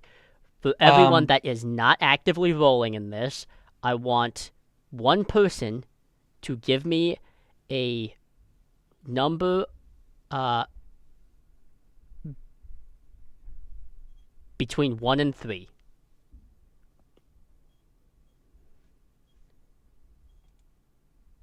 Jaloran's also going to pull on 2 focuses, martial arts and composure. She's also going to pull on the value. It doesn't matter what you are made of, only who you are. Alright. Someone give me a number. 1 through 3. The only number between 1 and 3 is 2. Well, But I mean, that's just just me being cheeky. between, you know what I mean. It's like- 1 through 3. This Sorry. is 1 through 3. the illusion of choice. Don't. That was a Stop good, it. that was a good tension breaker right there. This is our DM, guys. Thank I'll give you the number Silver. before So sorry. I'll give you the The number. devil does exist, and his name. No. I want someone who isn't rolling in this to decide. that. Okay. 1. 1? Okay. Nice number. Alright, here is how this is gonna work. I have a quick question before you Scary. explain that. Can I use control to maneuver my way around her? Yeah. Control security? Yep, control security will be fine too. Alright, Alright, cool. here is what's going to happen here. And also, before we do anything, we should figure out, Kavai, you had an action that you wanted to do here as well? Yeah. I wanted to try and grab their hand. Okay. Will my tactics focus come into play? Because I'm using tactics to get around her. I know how Yeah, to. I think so. Yeah. Okay. Alright. Cool. So here is what. Am I too late to say if I want to assist the commander? Like, considering that I'm Here is how we're gonna probably roll bigger. this then. Because narratively speaking, Kavai is more of a support for Tate, and Loris is more of a support for Jaloran. So I will allow a non-traditional thing to happen here. And I will note the difficulty that I am setting for this is going to be a little bit strange, and you will gain no momentum from this. All right. Use all the resources you have at your expenditure. Kavai, you may assist Tate. Loris, you may assist Jaloran. The one here is the slated beginning difficulty. Tate, you are going to roll first because you are initiating this whole event. However many marks you get below your attribute and discipline number will increase. That will be that difficulty plus 1. Does Okay, everyone say that understand again? what I mean? Okay. Tate is going to roll first. Part I got. Which they can use, and add to their successes however they want to. We're doing a sort of a non-traditional thing. So we're not adding, like, momentums or anything like that. We're just adding, and I start with a difficulty of 1. Tate is going to roll, and Kavai is going to roll. They're combined, like, 2d20 rolls. Actually, well, Kavai's only rolling 1 die. But their combined, like, rolls are going to be 1 plus the total number of successes they have for their respective attribute, and discipline combined is going to add to that difficulty for Jaloran and Loris. So our successes plus 1 equals their difficulty. Yes, correct. And technically, it's full-on difficulty of, like, we're just flat saying 0. It's just so you can roll. You're not gaining any momentum from this. So, Kavai, for you, I think it makes the most sense for you to roll. I think Presence Command is probably the most apt for you, Kavai. Can you repeat that, please? Presence and Command on your end for the Thank you. assist. And the assist would be just 1 die. The assist is 1 die, yeah. I rolled off the table.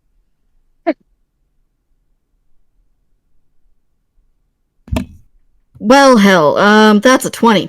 Fuck me, I guess. Oh. Perfect. We'll get back to that. I got 5 successes. You got what? Oh yes, that does sound perfect. You have how many? I got 5. Okay, so 5. So the difficulty here is actually going to be non-traditional. It's going to be 6. I'm not going to spend any threat, but it is 6. So, Loris, you're going to roll for your assist is going to be I'm going to say fitness security on your end. So 1 die. Cool. Values add how many again? Value 2 successes. 2. Okay. Come on, baby. 12. So. Okay, so that's 1 success on that end.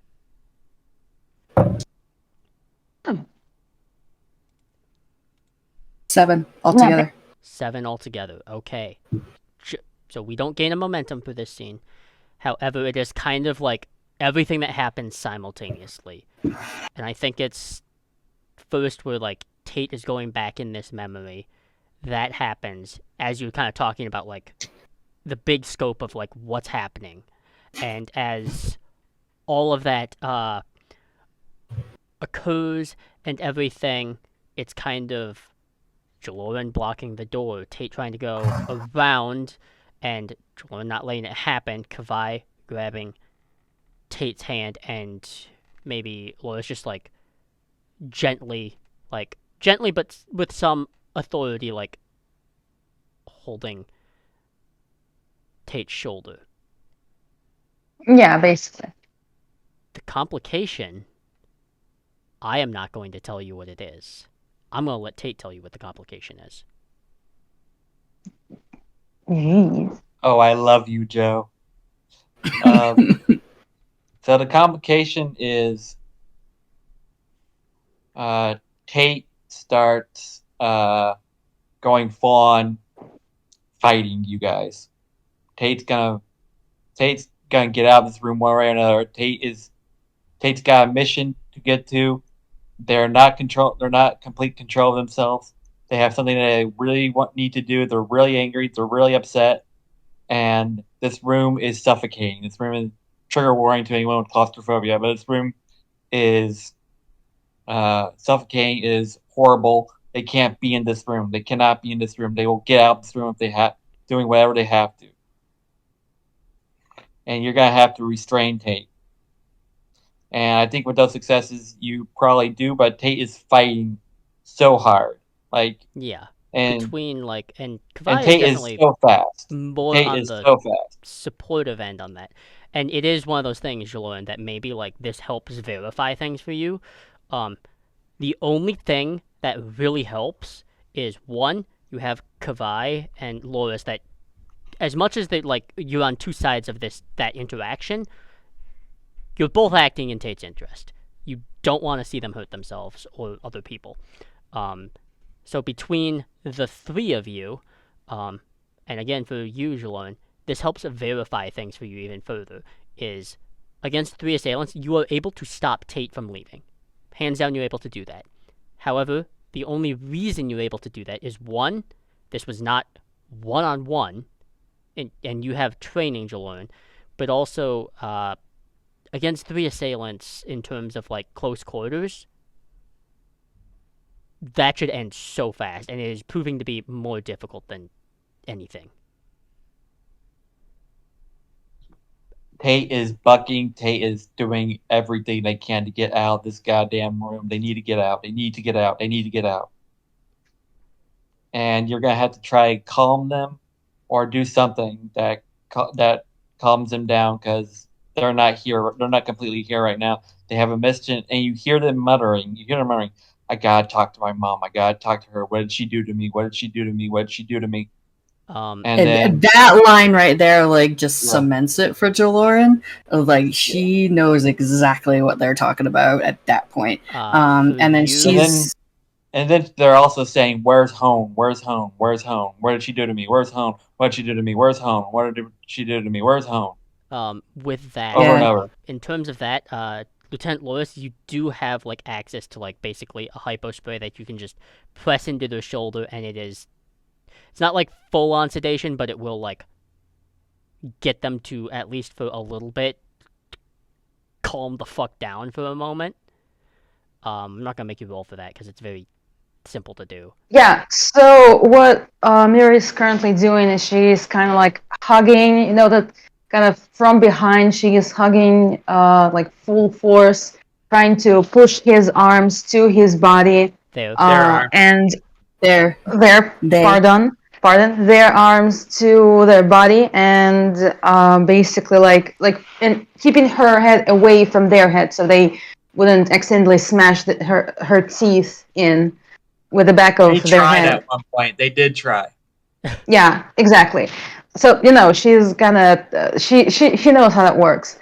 And before she does that, the spray thing, she is gonna turn to Jaloran and like kind of tilt her head like, is she allowed? Because this is like the And person that's over her in the you are head. losing your grip on Tate. You're gonna have to do it quick. To be accurate, just for this, like Lieutenant Lewis, this is something that actually you do not need Jolon's permission for. You are the No, it's medical like staff in on your scene. medical. You have executive Yeah. decision. In this case, Jolon has no authority to tell you what to do. Yeah, and Slay, you need to remember that Mira also has augmentation as far as strength. So your augmentation is reaction speed, but like hers is like she can overpower somebody really quick. Yeah, so it's kind of like speed versus strength here, Yep. and Yeah. and they are trying to they're bucking hard. They're doing everything they can to try and get out here. So yeah, you're gonna have to sedate them. So Yep. go ahead and do it. Yeah. As quickly as Let's it do that. happens. And for you, Tate, And it's like going very fuzzy and kind of like it's almost that feeling of like when you have sort of like that sort of slight radio staticky feeling in your limbs. It kind of feels like that before just full relaxation. You're still mentally somewhat cognizant enough to like still have those thoughts, but you do not have the ability to really do anything about it now. And Jolorna is gonna full on take advantage of that mentally. Mm-hmm. She's gonna find that crack. It was like as soon as the sedation takes effect, she's gonna slip past whatever Tate has put up, and flood them with reassurance, calm, like any comfort, and she's gonna tug on any feeling that she can to like bring forward like you're okay, you're safe, you're here with us, we'll protect you, we'll figure this out. Like just like the coziest mental blanket she can come up with for them. Can I describe what happens? Yes, please do. This is your mind palace, so you kind of get to. So when you you can slip into Tate's mind. Tate at their best can't stop you if you really want to, and they're definitely not at their best right now. But when you get into their mind, it is like a whirlwind, a cacophony of voices. It is very loud. It's like, from my experience, it is like being in the middle of a shipyard without your protective ear equipment. It is loud, it is noisy, it is chaotic. You try, and with the help of the sedation, it starts to get a little bit quieter. You kind of have to spread your thing out a little bit, spread it to wherever because Tate's not just in one place. Tate's in many places in their mind. Tate is like scattered because their home was kind of a tether in their makeup, and they're scattered right now. And you kind of just have to. It's like yelling at the wind and like getting the wind to calm down. And you do get it to calm down. Tate is calming down. One little narrative piece I will add, Jolon, just for like kind of how things work and like just so we can adequately picture it. Generally, when someone is in charge of their own brain and stuff, is like there is a single door. There are several, and they are all open. And it's very clear that Tate has no control of closing them whatsoever. And you see images of of some of their past lives. You do see Kadan. You see some other people that you don't recognize, but you're assuming that they're past life, and they look concerned. They look, and they're not fully there. They're like translucent. They're like, they're memories of the past lives, but they look concerned, and they look like they don't know what to do either.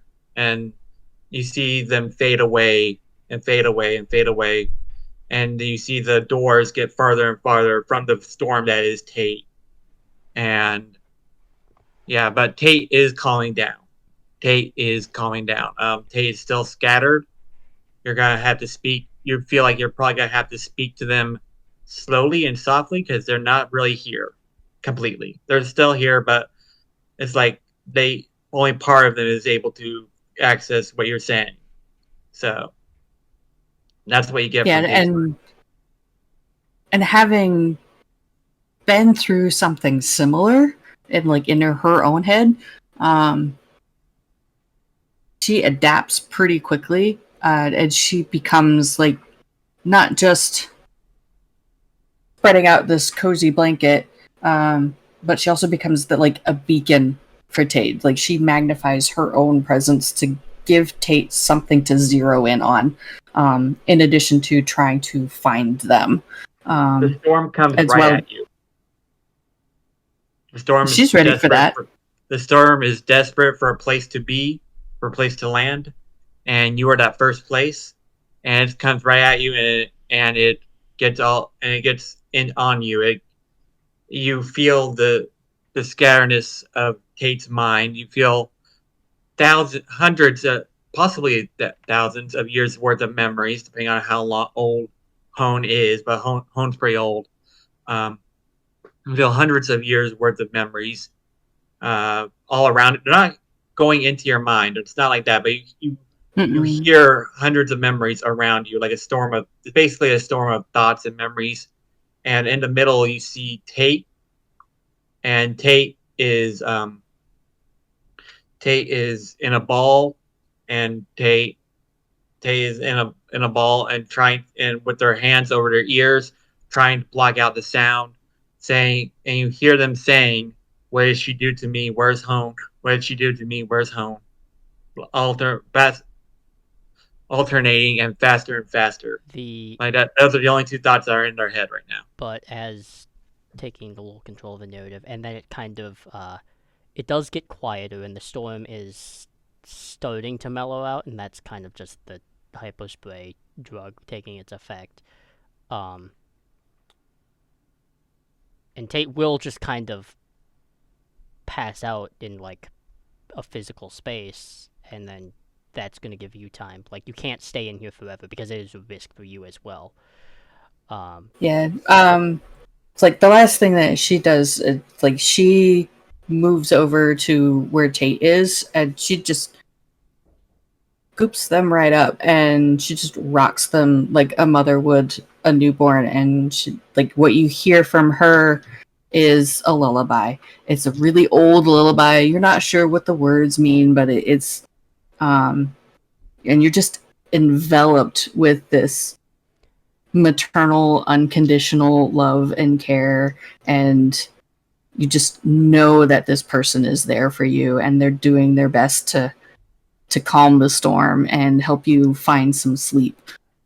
I think actually, Tate, like despite all of these things, your mind can capture that, and it's not that you understand it or anything like that, but it is something that is so deeply, I would say, personal to Jaloran, and the fact that this is like something very much, very personal to her. I'm guessing this right, Lynn. Yeah. Fairly Yeah, one of the things that Tate would be able to pull from that is Jalorn was a mother.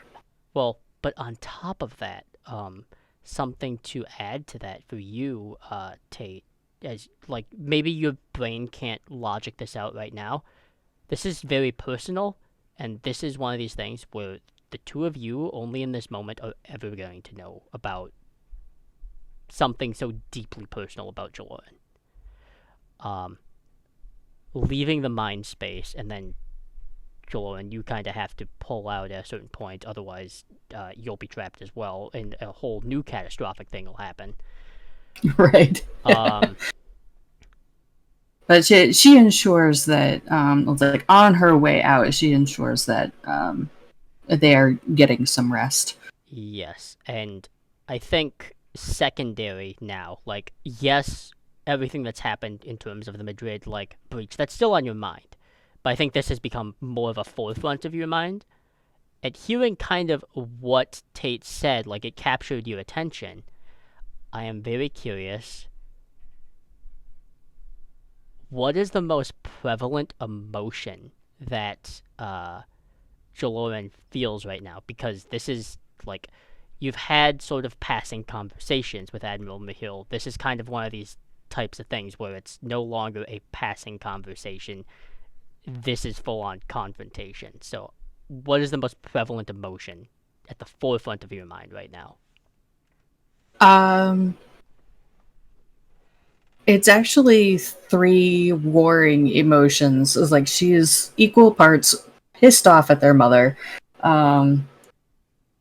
and like she's still riding that high of that maternal care, unconditional love, and as well as fear. Mm-hmm. She's afraid for Yeah, because you're in the mostly unknown Tate. now. Some of this is like she's afraid for the symbiont, but she's mostly afraid for Tate. She Yeah. doesn't want to lose this person in any way, shape, or form. I think that's one of those things where it's like this. I think for you, instinctually, you know, this is a conversation that you kind of avoided for a little bit because you wanted to have like some solid evidence to kind of, especially if you're going for something accusatory, you want to be very careful with that. But I think as you kind of get taken care of and all of that, you have arrived probably on the bridge because that is the most like utilized space to have a conversation if you want, or the captain's ready rooms, provided that Captain Gomez gives you like the chance for that. But before we go to that, the other 3 that were in this room, what are your most prevalent emotions? Because you heard that as well.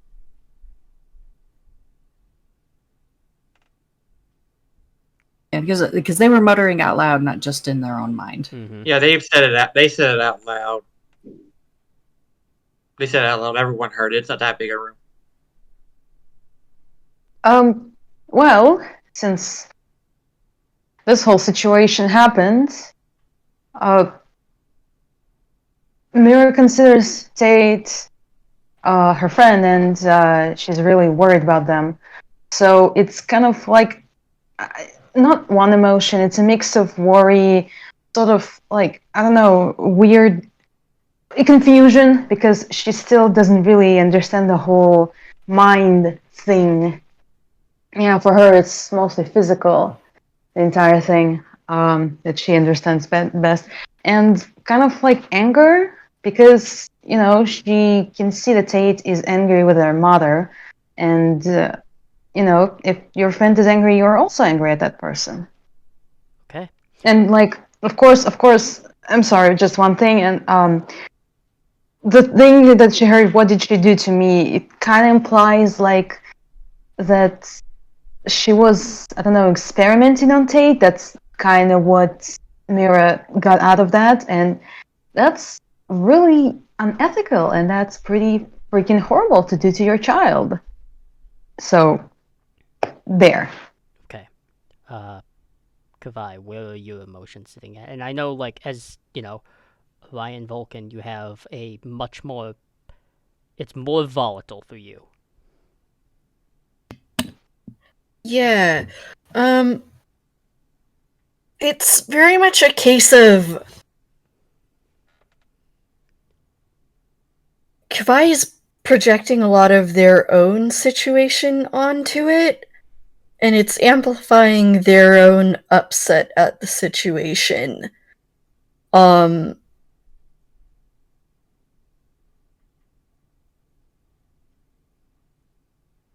As a sidebar, it's like Kavai, you were able to grab hold of Tate's hand. And it's like, and Jaloran would have tried to, in her own way, tried to protect you from the worst of the onslaught, but she wouldn't have been. Her focus was so much on Tate. She wouldn't have been able to shield you from everything. So I would say that like there would have been some bleed through. From both the connection you have with Jaloran and the connection you have with Tate, of like that moment of maternal from Jaloran, and you would have known that it came from Jaloran specifically. It would have been distinct, you wouldn't have known why you were getting that feeling or what spurred it on, but you would have gotten some bleed through of this overwhelmingly maternal thing. There's definitely a pin that Kavai will put in that as a, that's interesting. I don't know what to do with that feeling. I've never felt that. We're just gonna log that away for later. And then it's right back to outwardly, I think they've gone kind of like Quiet almost. yes, In one and way, it's maybe like I don't know, like, unnerving because Kavai is not a quiet person. no, and I think Um, that probably signifies too. You're right. Kavai's not a quiet person, and when Kavai is a quiet person, that it's kind of like certain people when they're quiet. There's like two prevalent emotions that generally are like equal measure to it, right? Where if someone who is usually talkative is quiet, they're either very like upset in terms of being sad or something, or being very, very righteously angry. righteous anger is a very apt way to put this. And there's also, for camera's sake, there's these snippets of Kavai's own life and upbringing, and with the way that they haven't fully even been willing to admit the extent of the abuse that they were under. And knowing that someone else has gone through similar is, it's almost reassuring in a very like sick sort of way. Mm-hmm. But there's also that anger is still so high key there that I think if I just gets up from the table or wherever they've been situated and they're on a mission now.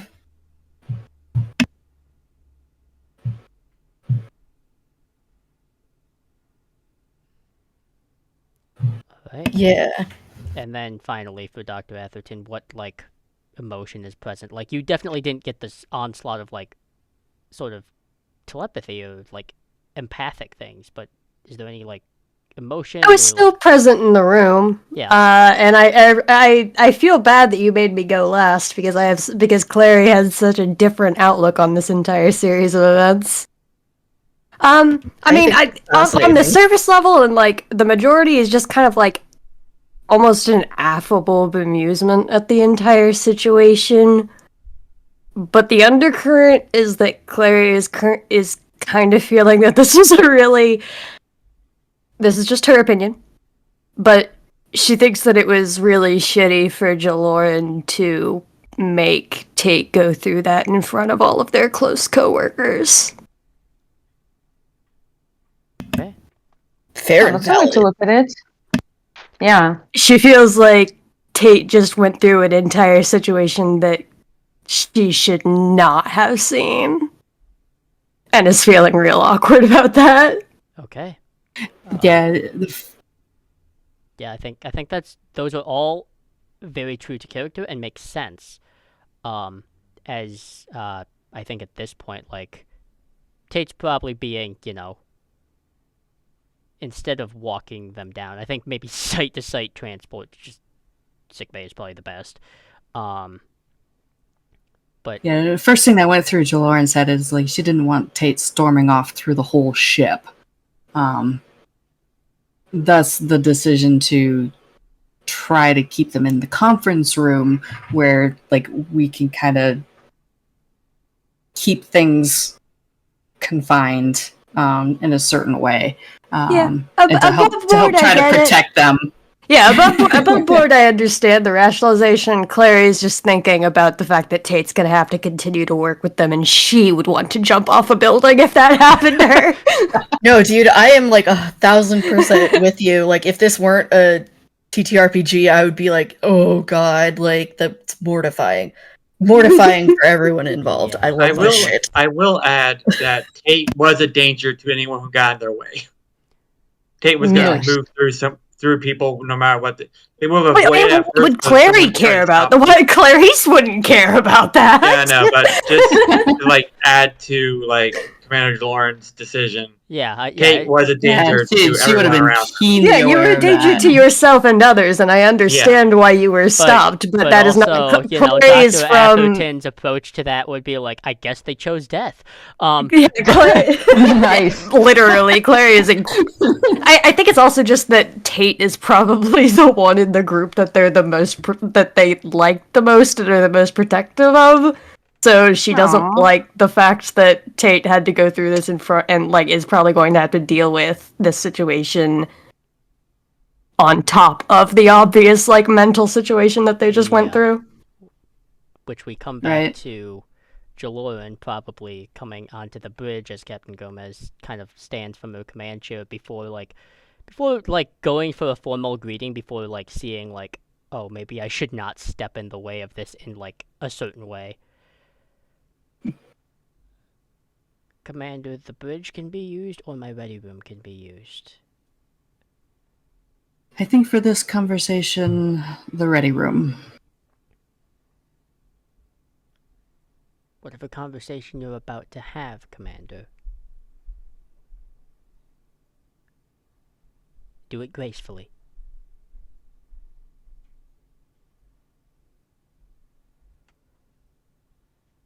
Whether that gets taken to heart or not in this instance, because I mean, emotions are emotions and they are hard to control.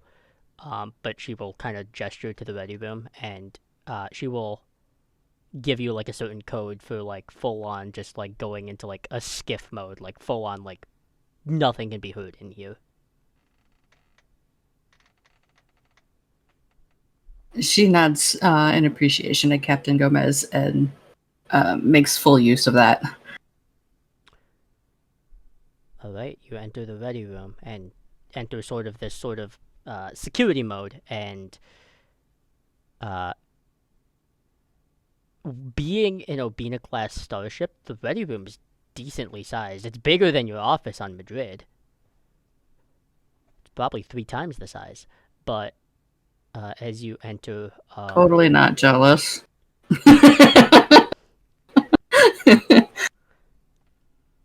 yeah, you can make a call to where you know probably Admiral Mahil will be.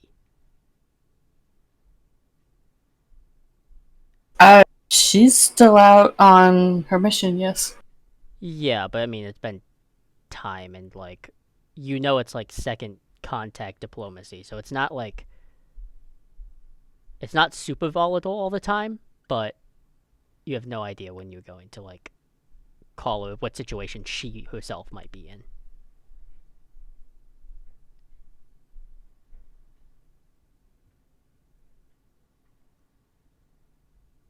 And so Joanne is going to take a moment to compose herself and settle in before she punches in that call.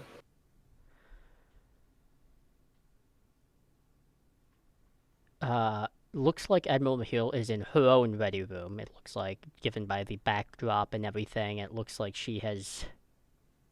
Her hair is a little loose right now, like, usually it's kept a little bit up and, like, in a bun or something, but it looks like perhaps a small skirmish happened in terms of ship-to-ship combat, and she looks relatively unscathed, if a bit irritated. Well, this is a surprise, Commander.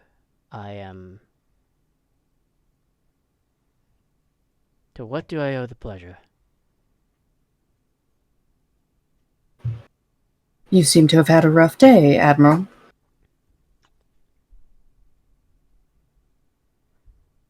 You seem like you went through the ringer yourself, Commander.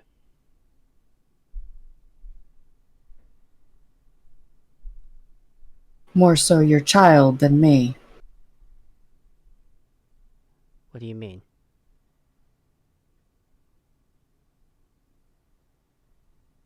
They know.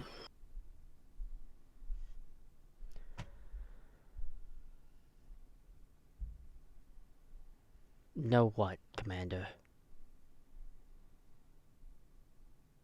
You and I both know the answer to that question, Admiral.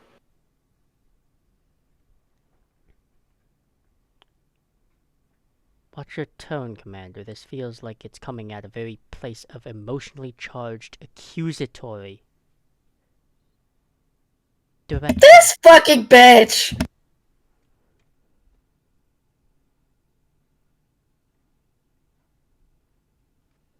We love a huge piece of shit. Huge, smelly piece of shit. I'm gonna need a minute. Yep.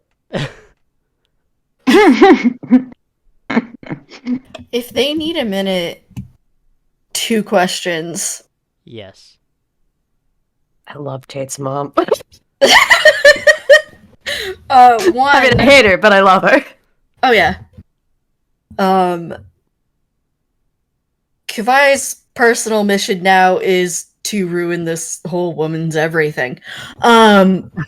She's on equal level to their own parents. But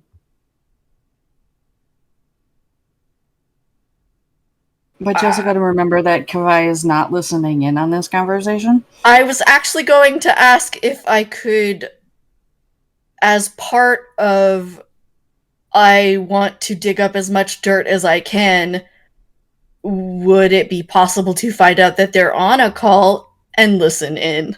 Wiretap. So not particularly because it's on a high security, like it's a level 10 Yeah, security Lawrence mode, too and good. you don't have access to that. Like Captain Gomez gave a level 10 security, like clearance for like keeping things in tight, and Jaloran doesn't even have access to level 10 security. Infuriating. But Well, Jaloran is cycling through her own security, and so it's like it's level 10 security clearance on top of whatever Jaloran's doing. but I think if I get like to layer 1 of that, and it's just like I fucking hate this shit, and then it's just like I am not even if taking more classes in this shit. However, on your direction, Kavai, you can look into in terms of digging up dirt on Admiral Mahil, that is not hard to do. You are, because you've been apprenticing under Jaloran, and for most enlisted, it would be nigh impossible. But you have like a skill set that is probably closer to being like a science officer that is actually skill set more equal to like a high lieutenant or lieutenant commander at this point. Under Jaloran's tutelage, you can find a lot of like, you're not gonna find like super sensitive things, but you can find context through like logs, right? Where it's like diplomacies or something like that, where it's less of a everyone agreed upon it, and it was more like Admiral Mahil made it an agreement of like, no, you're gonna agree to this because your other choice is pretty shitty, and if you take this other choice, I'm not gonna help you. Gotcha. Yeah, I really do want a lot of the...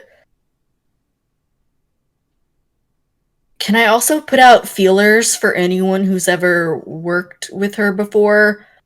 Yes. Yes, you can. Yeah. I want people's firsthand stories, and I am making a document of those firsthand experiences.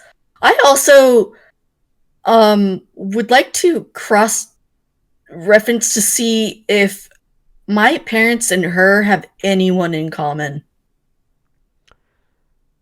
or if they've ever met. Just Once. as that's They have player. met once. They have met once, where she was a primary factor in defusing a diplomatic syndicate standoff. Timeline. When did that take place? Well, wasn't she also called in to fix our mess? Yeah, barring that doesn't count. I'm talking about like past dealings that I Prior wouldn't to know that, about. yeah. Yeah. She would have been a. This would be before she was promoted to a Commodore. So she. Okay, a better question is this before Kavai's lifetime or after? Like age range. So it is late 2385 right now. Wait, yeah, it's late 2385, Mm-hmm. and Mm-hmm. the interaction between your parents and them would have happened in 2366.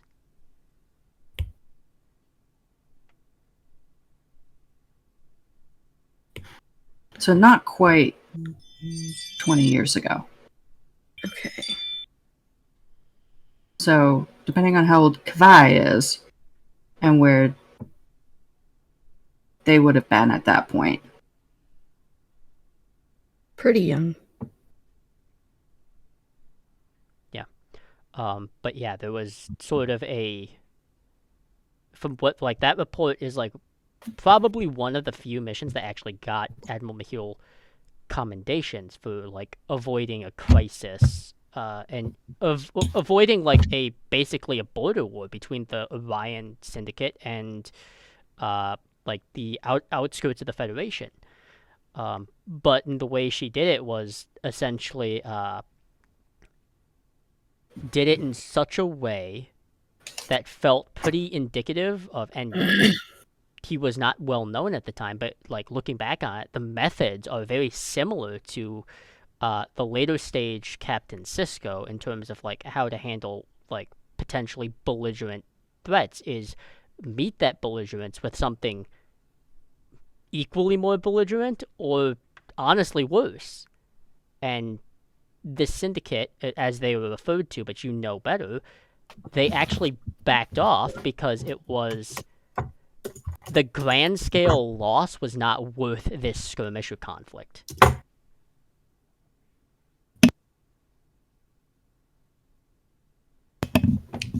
Okay. I'll get any details on that I can. And feel free to, like, if you want to like put a pin in that, you can always DM it to me. It's totally fine. Just for this instance, I'll put a pin in it because I'm going to ask Lynn, are you ready for your reply to that? I think so. Okay. She has said that to you. The ball is in your court now.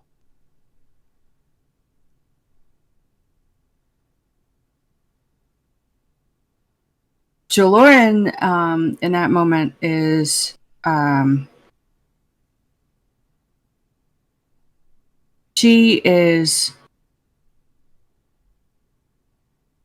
she's going to leverage every ounce of training and experience that she's got. And it's like, if looks could kill, Mahil would be a pile of ash on the other end.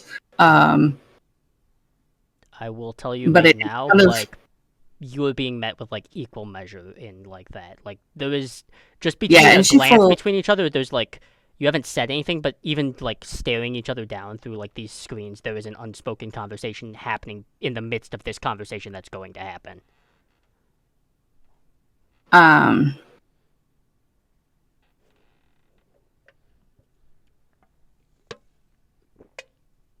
Lieutenant Commander Tate Mahone is currently unfit for duty until further notice. They revealed a memory from their childhood.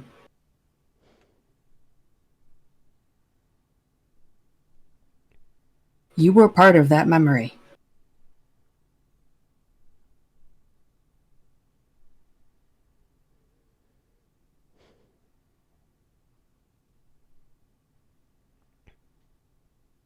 It is to your fortune that there were only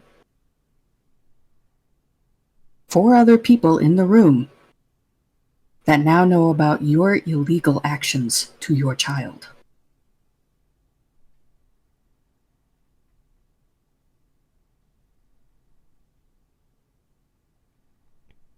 That does get her attention. That does not sway her emotions.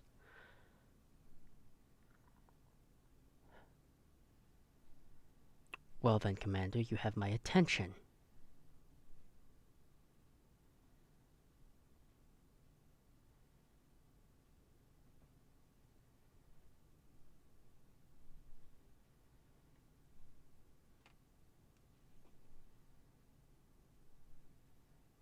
Everything I do from this point on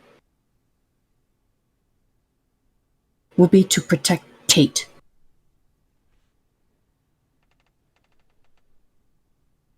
You can rest assured of that.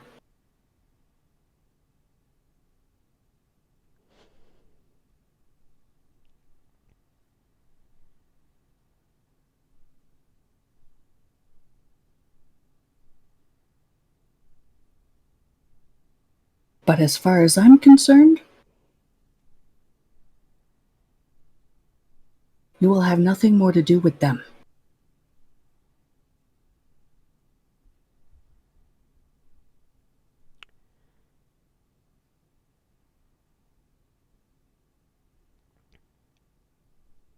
You are the commanding officer, Commander.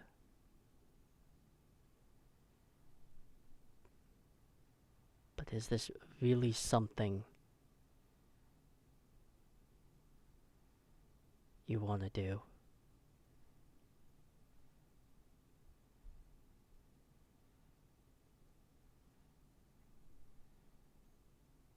This is very unspoken, and Jordan, you can see it a mile off. You know how bureaucracy works in the Admiralty.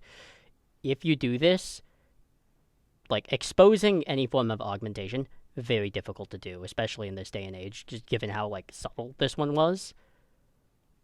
And records are probably very close to the chest, especially amongst the Trill science community. Like, they don't show that readily. But very unspoken of, like, Admiral Mahill has always been somewhat passive towards you specifically, Jordan. Like, hasn't been directly antagonistic. What she's more or less getting at, just above the table for you, if you choose to do this, every interaction you have with her going forward, she will make a commitment to make your life fucking hell. Yeah, and what Delorne is trying to get at is it's almost a little bit of a negotiation. Where it's like, I have your secret, and it will fuck your career up forever if I let it out. Right. And so, like, currently, like, in front of on the table is you leave Tate alone, you leave me alone, your secret stays safe.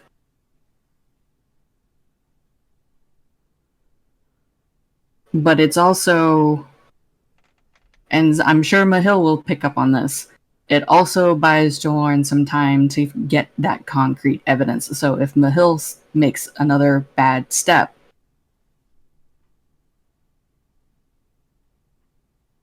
Delorne's going to have that ammo to really destroy their career.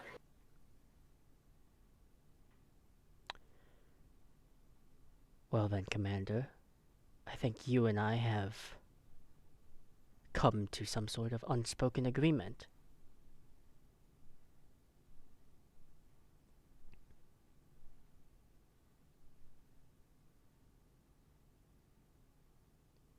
Best of luck with your mission, Admiral. I do warn you, Commander. Going forward, stay out of my way. The quadrant gets really small when you've earned my ire. And she'll click off the feed. She should learn to stay out of my way.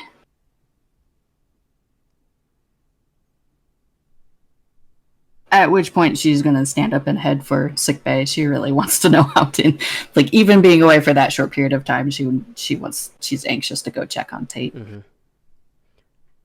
Going down through sickbay and stuff, and Captain Gomez, like, again, kind of like she served aboard the Enterprise. She's learned how to read certain commanding officer body language, and it's like I was gonna ask like how'd that go, and then switch to I'm not fucking with that. I'm gonna just sit in my center chair and mind my own goddamn business.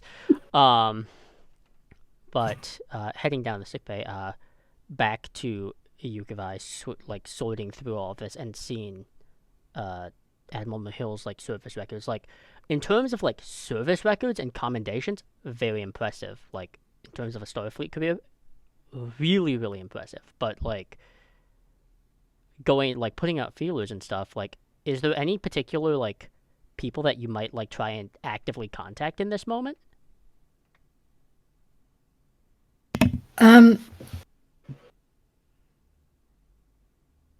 Whoever looks to have had the most dealings with her, but also would either stand to benefit the most from her not being in her position, or who would have the most, who, if I would have an instinct that they'd be most willing to speak freely at the very least. There is a actual you note this in this file, and this follows similar to the whole like syndicate debacle when she was a captain. The XO of the vessel was actually full on discharged from Starfleet shortly afterwards. Formerly holding the rank of lieutenant commander, was formerly Lieutenant Commander Lee Bertrand. Okay. Interesting. He Why currently were just they? works as a tech on like lunar station, on like right on the Sol system. Okay, why were they let go?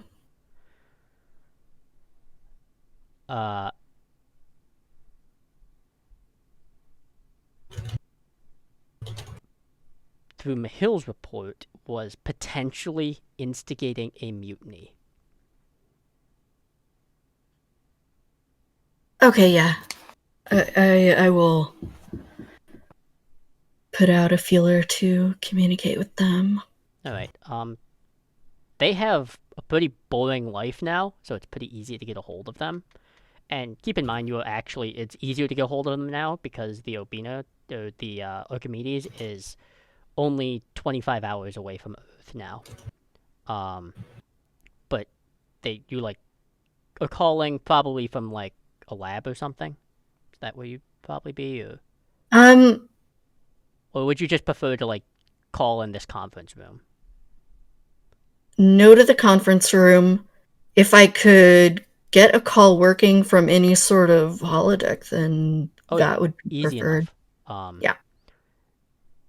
Triggering that up, and actually you can get more of like, instead of just like screens, it's more of a hollow feed. And the Lee Bertrand is portrayed by a Charlie Cox, who is, Daredevil Netflix series, but dressed in fairly typical 24th century civilian. Human? Looks like he's primarily human, but might have some little telltales of like some Vulcan heritage of some kind. Okay. In that case, I greet them properly. Drawing on Kavai's Vulcan heritage for that.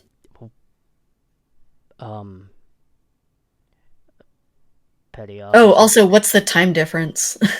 The time difference is about. It's not too bad. It's like 8 hours. It's not horrid in terms of like galactic, Is it like evening for them, or? Yeah, it's like evening. Okay. Salutations. Sorry to bother you at such a late hour. It's fine. I have to wait for the minestrone to get done anyways, so I'm just kind of waiting for things to boil. What's up? I slide them over more or less like a kind of whatever like document I'm starting to work on. We have someone in common. uh, so I don't know, but would it be useless for me to try and dissuade you from that action? Probably, but Alright, well, what do they have on you?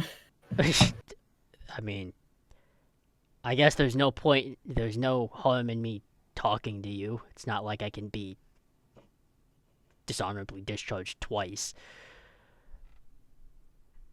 Would you have any interest in returning should I be able to fix that? No, Starfleet screwed me over because it's, a hearsay thing, and I have no interest in returning to a system that is rapidly declining. They nod.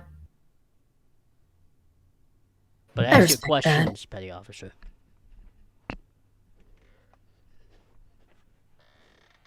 I suppose I should start off with how do you feel about revenge? It's exhausting. It's a waste of time.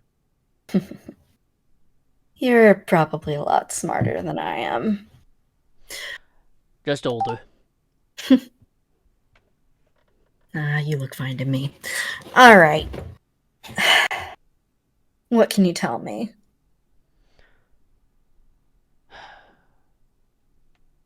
What details do you want to know? Specifics, time, dates. Yes and yes. But on a more personal note, to earn the Admiral's ire like that, would I know if anyone else had been similarly like discharged or Nope, just him. to earn the Admiral's ire to be so publicly humiliated like this? That takes a very special person from what I'm gathering.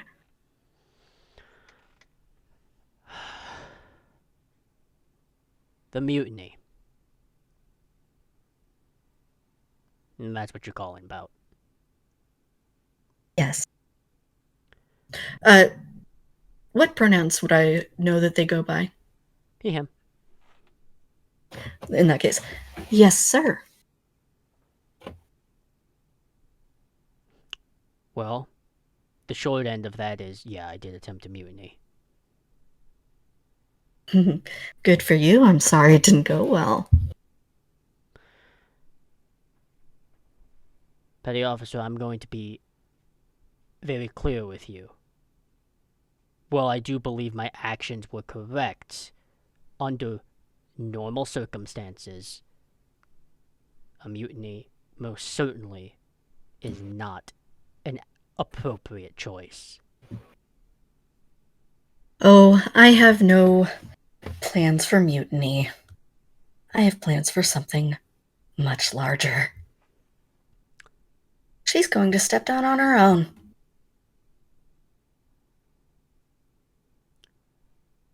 He gets a very grim smile. Okay, I see where you're going with this. And now I know for sure you're young. I strongly advise against that.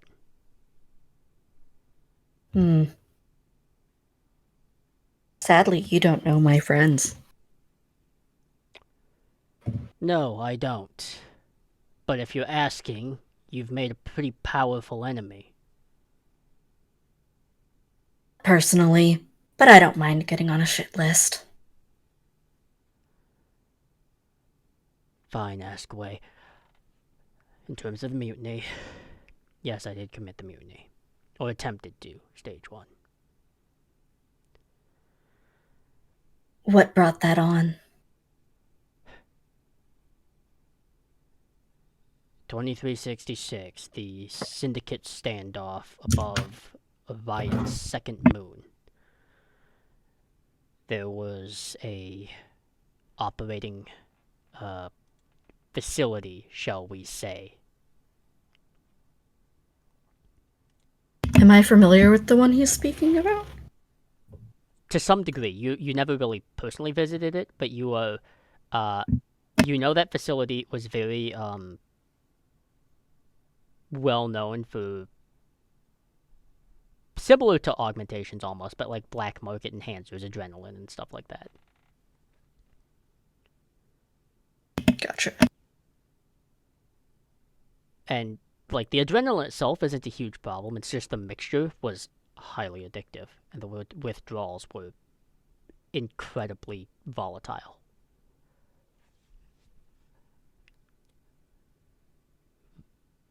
Technically, we had no real proof, or I guess we were operating on the thin gray line of jurisdiction, where we were technically invading space. But a source pointed us in the right direction. And Would you happen to be willing to divulge that source?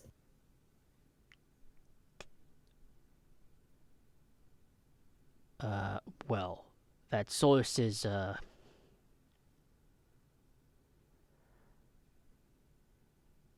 fairly mouthy Ferengi out on near Cardassia. So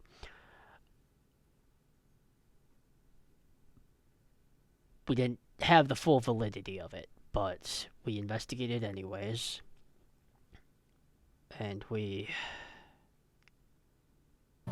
entered a standoff. And at the time, we were operating with a Streamrunner class vessel. Not very powerful and not very impressive. Against a Orion cruiser is something to be warned with caution.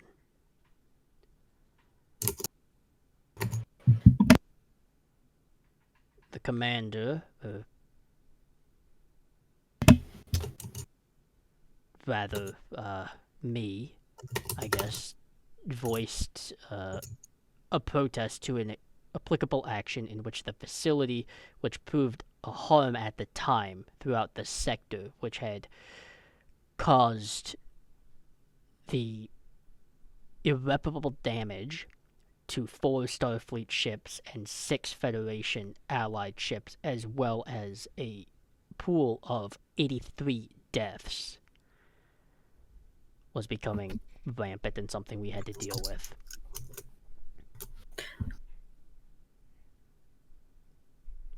And the battlecruiser was not going to back down. As I'm speaking with them, could I be pulling up the list of the dead? Because I assume this would have been documented some, like I could cross-reference this. Would I be able to find out if those deaths were targeted, accidental, that kind of thing? Primarily accidental. Just I see. because, highly addictive, and then just withdrawals are bad, and bad judgment calls get made. I would also like a list of suppliers, particularly tracing back any that would have connection to my parents. Alright.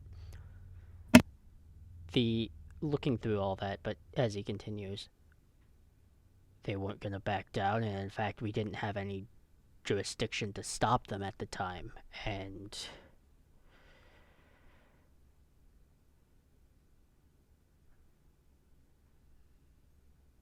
Captain Mihiel, or rather Admiral at this point,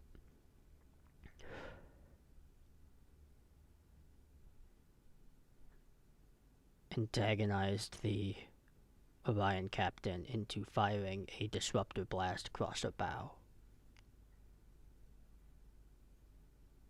Now, Starfleet doesn't get to fire the first shot, by any means. If we fire the first shot, we're in the wrong. Antagonizing the captain got us full license to investigate further. However, the captain was of the opinion that waiting for the red tape to clear was too much of a risk for said substances to be moved and distributed and be lost pretty easily. Her choice was a orbital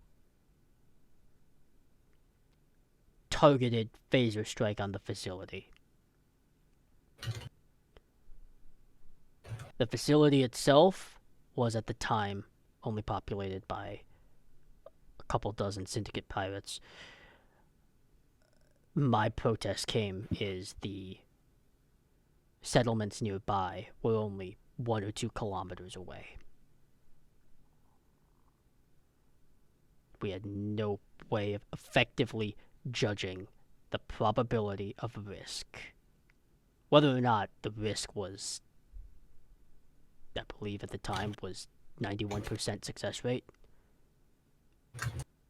I'm of a personal belief, Petty Officer, that unless the success rate is without flaw, 9% is too high of a percent risk, especially when 2 settlements are nearby, and a grand sum total of the population is 3,500. I asked the captain to stand down, as a proper CO should. She decided to go with her cut course of action. And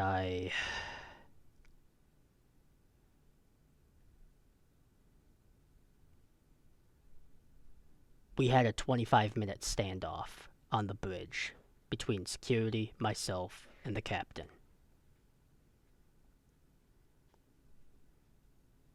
I eventually relented, but it cost me my rank and my career.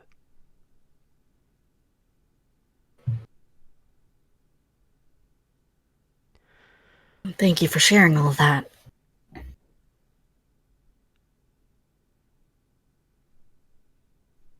That being said, Petty Officer, I do want 2 things to be noted.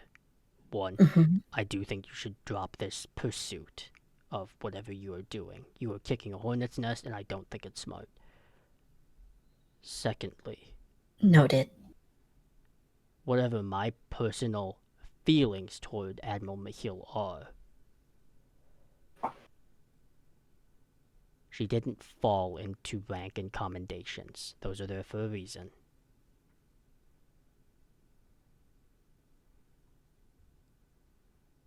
Pretty shitty reasons.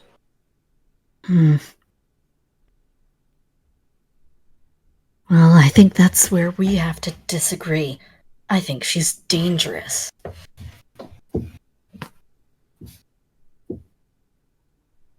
But I won't keep you from your dinner much longer. Thank you. Yeah. If you have any DM, further... would I know the sorry. Would I know the region that the attack took place in? Yeah, you would know the region. It's technically it's one of Orion's moons, but it's said in such a loose term because it is kind of far out of the orbit of Orion. It's almost like it's 0.07 light years away almost. It's considered a moon, but it's not technically. It's said to be a moon just because it's easier to Ours is classify. ours. Yeah. So it's close enough to where they're just doing it for the sake of stellar star charts. It's just easier to classify it that way.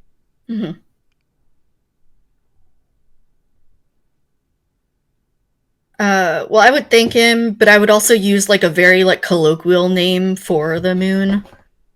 Thank you for protecting it. I wish I could have done more. Well, have a good evening.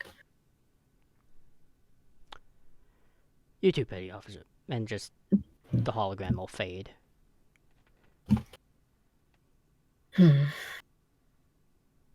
I'm going to then begin tracking down this Ferengi. It's not hard to track down a Ferengi at all, particularly one that is based near Cardassia and Bajor as a whole, like between those two. They He are on owns a Deep really Space Nine. well-known bar. Yep. Yeah, you mentioned the Ferengi near Cardassian. Like, that could be only one mouthy Ferengi. However,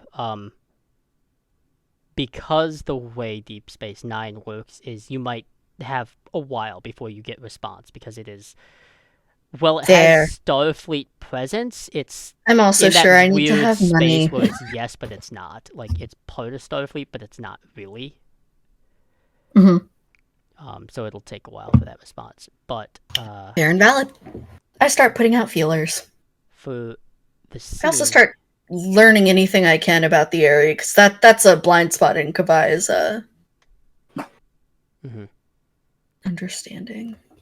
with that, down in sick bay, Jaloran, I would say, Tate, you are coming to. You don't have like a full bit of memory of what's happened, but you do notice you are waking up in sick bay, and Jaloran is entering sick bay, and like the Vulcan nurse is kind of presumably filling her in on like whatever your state is before allowing like passage for her to like interact with you. But you do see like the Vulcan does place a hand on Jordan's shoulder and say something. It's hard to make out what's being said, but given the language, and it's hard to read a Vulcan's body language, but you're kind of getting the language being don't be too pushy, basically. Before Jaloran is at the side of your biobed.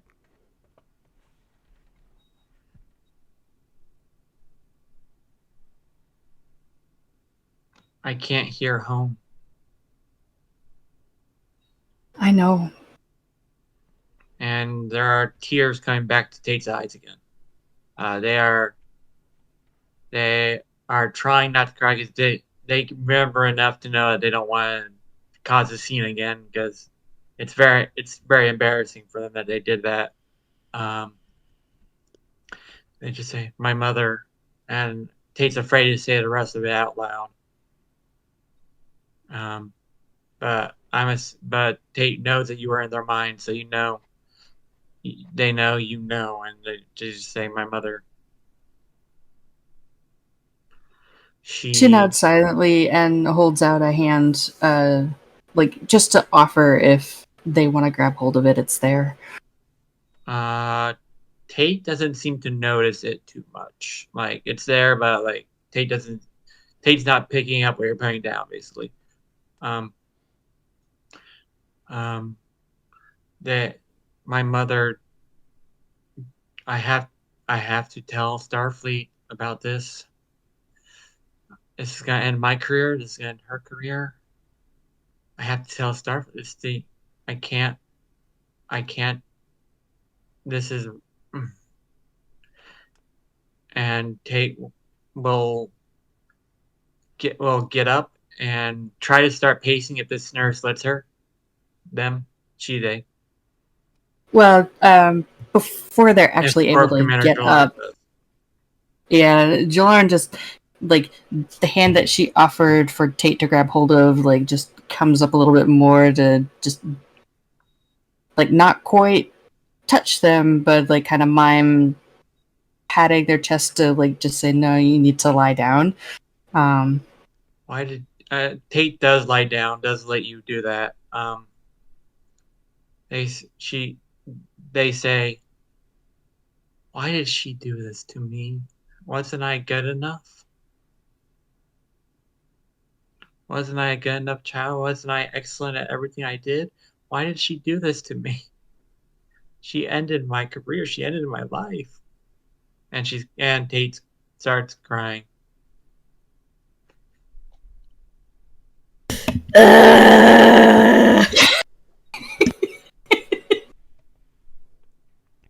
At which point, Jolaren just opens up her arms, like to offer, like if Tate wants a hug. Tate absolutely wants a hug and gives you a hug, and just mutters, why wasn't I good enough? Why And wasn't I Jolene good just enough? What did I do? What did I do, Joel, Commander? What did I do to make her think I wasn't good enough? similar to what she did in the Mindscape, she just enfolds Tate to her, and like a basic repeat of before, like just soothing rubs and pats on their back. She doesn't try to shush them. She just holds them and nods, and gives them the time that they need to talk it out and cry, and allow them to just be in that moment. I broke home to do this. I broke home. I broke home to find this out. I thought I could handle it.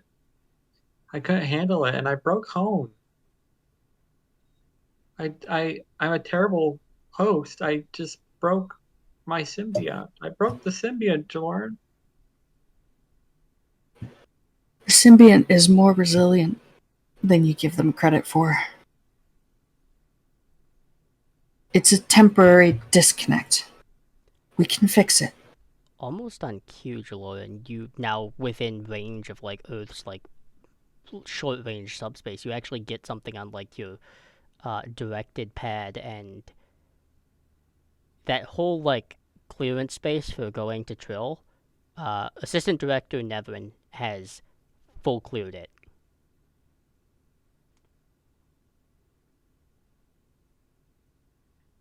It was actually cleared like 25 hours ago, but you were very busy at that time. Yeah. I feel like I have a hole in my brain. I didn't know that I somewhat gotten used to it, and now it's just like part of me's not there anymore. I'm looking around and it's not there. And Tate is trying.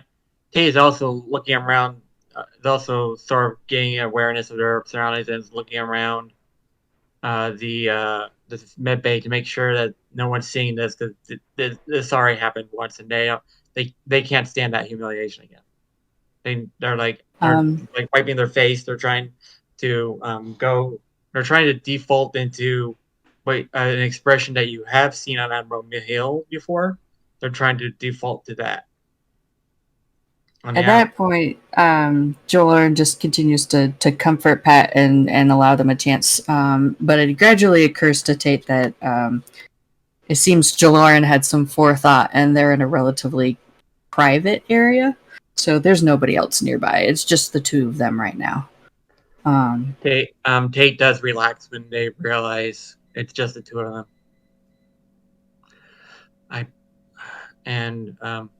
That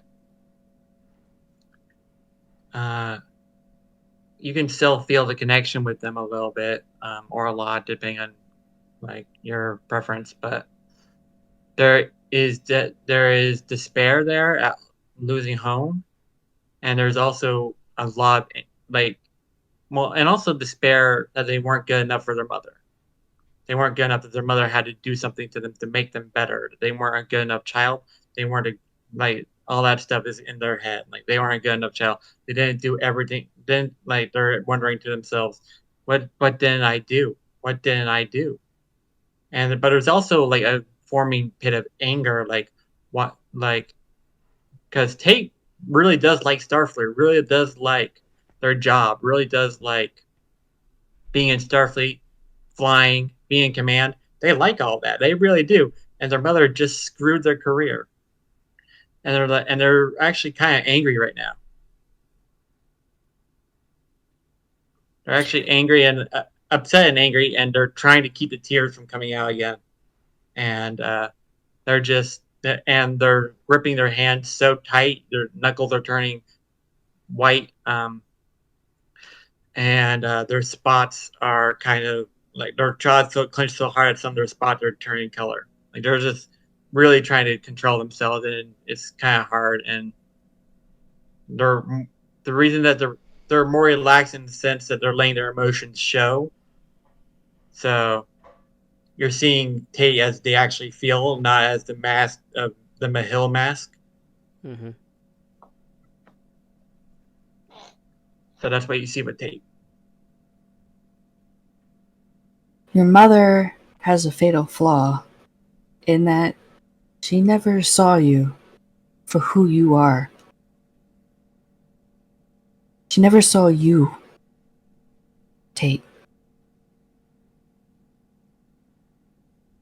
I tried so hard to be what she wanted me to be.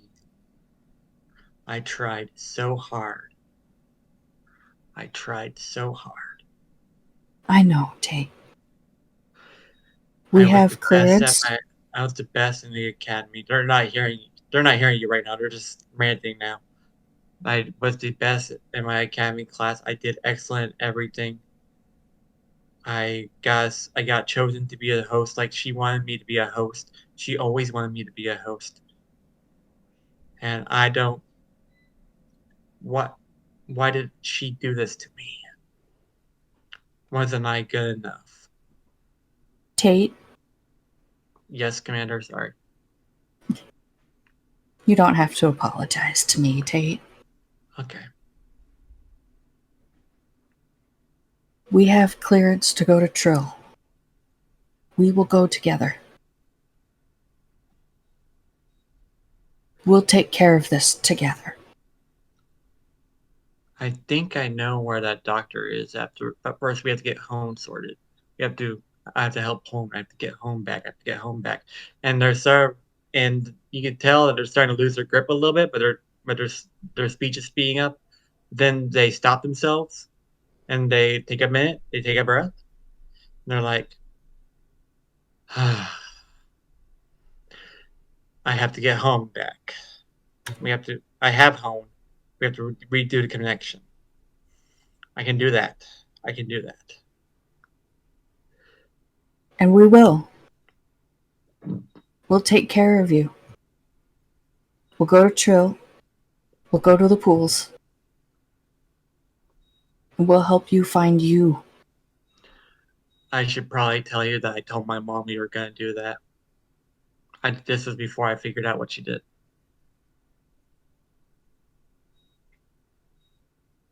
Your mother and I have already spoken. And you're still breathing? It's amazing the two of us are still breathing, considering how badly we wanted to incinerate each other over comms. Commander,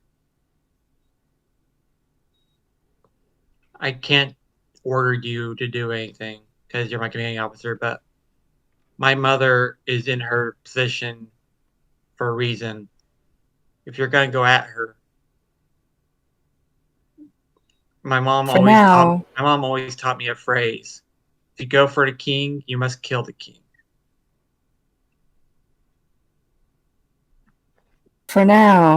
the two of us have an understanding.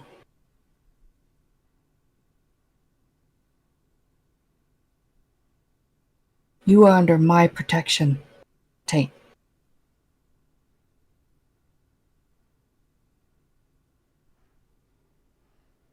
As long as I'm around, she will never bother you again. I made that quite clear to her. And she didn't even try to fight it, did she? And when Tate No. says that, the tears start to fall. Did she even ask about me? It's a silent head shake. Why does my mom love me? And the tears just fall again. And they're trying so hard to keep the tears from falling. They're trying so hard, but it's just too much at this point. And they if you try to hug them, they're not going to let you this time. Like they're in a state where just touching other people is just too much. Like it's like sensory overload almost. They're at their breaking point, and if one more thing happens, they're gonna spiral again, and they're trying to keep that from happening. and it doesn't Yeah, help and it's that like some of the as memories are popping up again. yeah, popping up again. Yeah, and it was like, and as Tate sat up, it was like Jaloran would have like just repositioned her hold on Tate, so it's a little bit more supportive. It's like she's not gonna let them go, like go, but she'll allow them like whatever space they need, as well as like that subtle hold pressure of like I'm not going anywhere. I'm here to support you. Um, so it's just like real gentle, um, and it's like, and through that connection, it is kind of it's echoed that feeling of like I'm not going to go anywhere. We'll figure this out together. With And you also get that sense of fierce protectiveness from Jaloran. It's like she meant that on multiple levels. And Tate tries to keep up a brave face, but eventually they fully break down again in your arms, crying. They're trying not to be, they're trying to keep some measure of what they think is their dignity by not being loud. They're like trying to be quiet still. They don't want to bother anyone even though no one's around. They're still so concerned with being a burden, with being a problem for someone that they're trying to be so quiet about their crying, but they're still crying. all They're right, trying so hard. got it. With that, I think almost like a camera pull as we kind of fade out from that scene and into black as we head into our summer hiatus. No, I want more. How fucking dare you?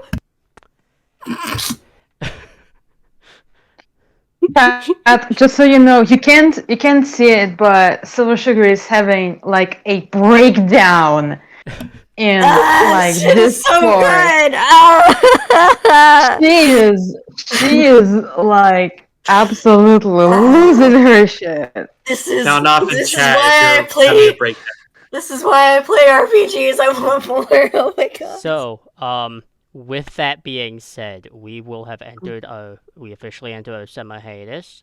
The last 6 or 7 episodes will reconvene in August, where we will finish out this season, and starting strong will be starting off in Trill. But until then, uh, we have the RP server and all of that, and I'll be working on projects here and there that are slowly being amassed. But as said for all things and all times within this server, and truly, this is probably also a nice little thing for very emotional heavy episodes. We're gonna do ourselves a little bit of, wind downs and stuff, and I truly encourage that if you are new to TTRPGs or not running games like this to this heavy stakes. Talk with the players after, even if it's all in character. It's nice to do that aftercare. But all things considered, we hope for this last episode, this sort of mid-season finale. We hope we have been a bit of emotionally stressful R&R, and we'll see you later.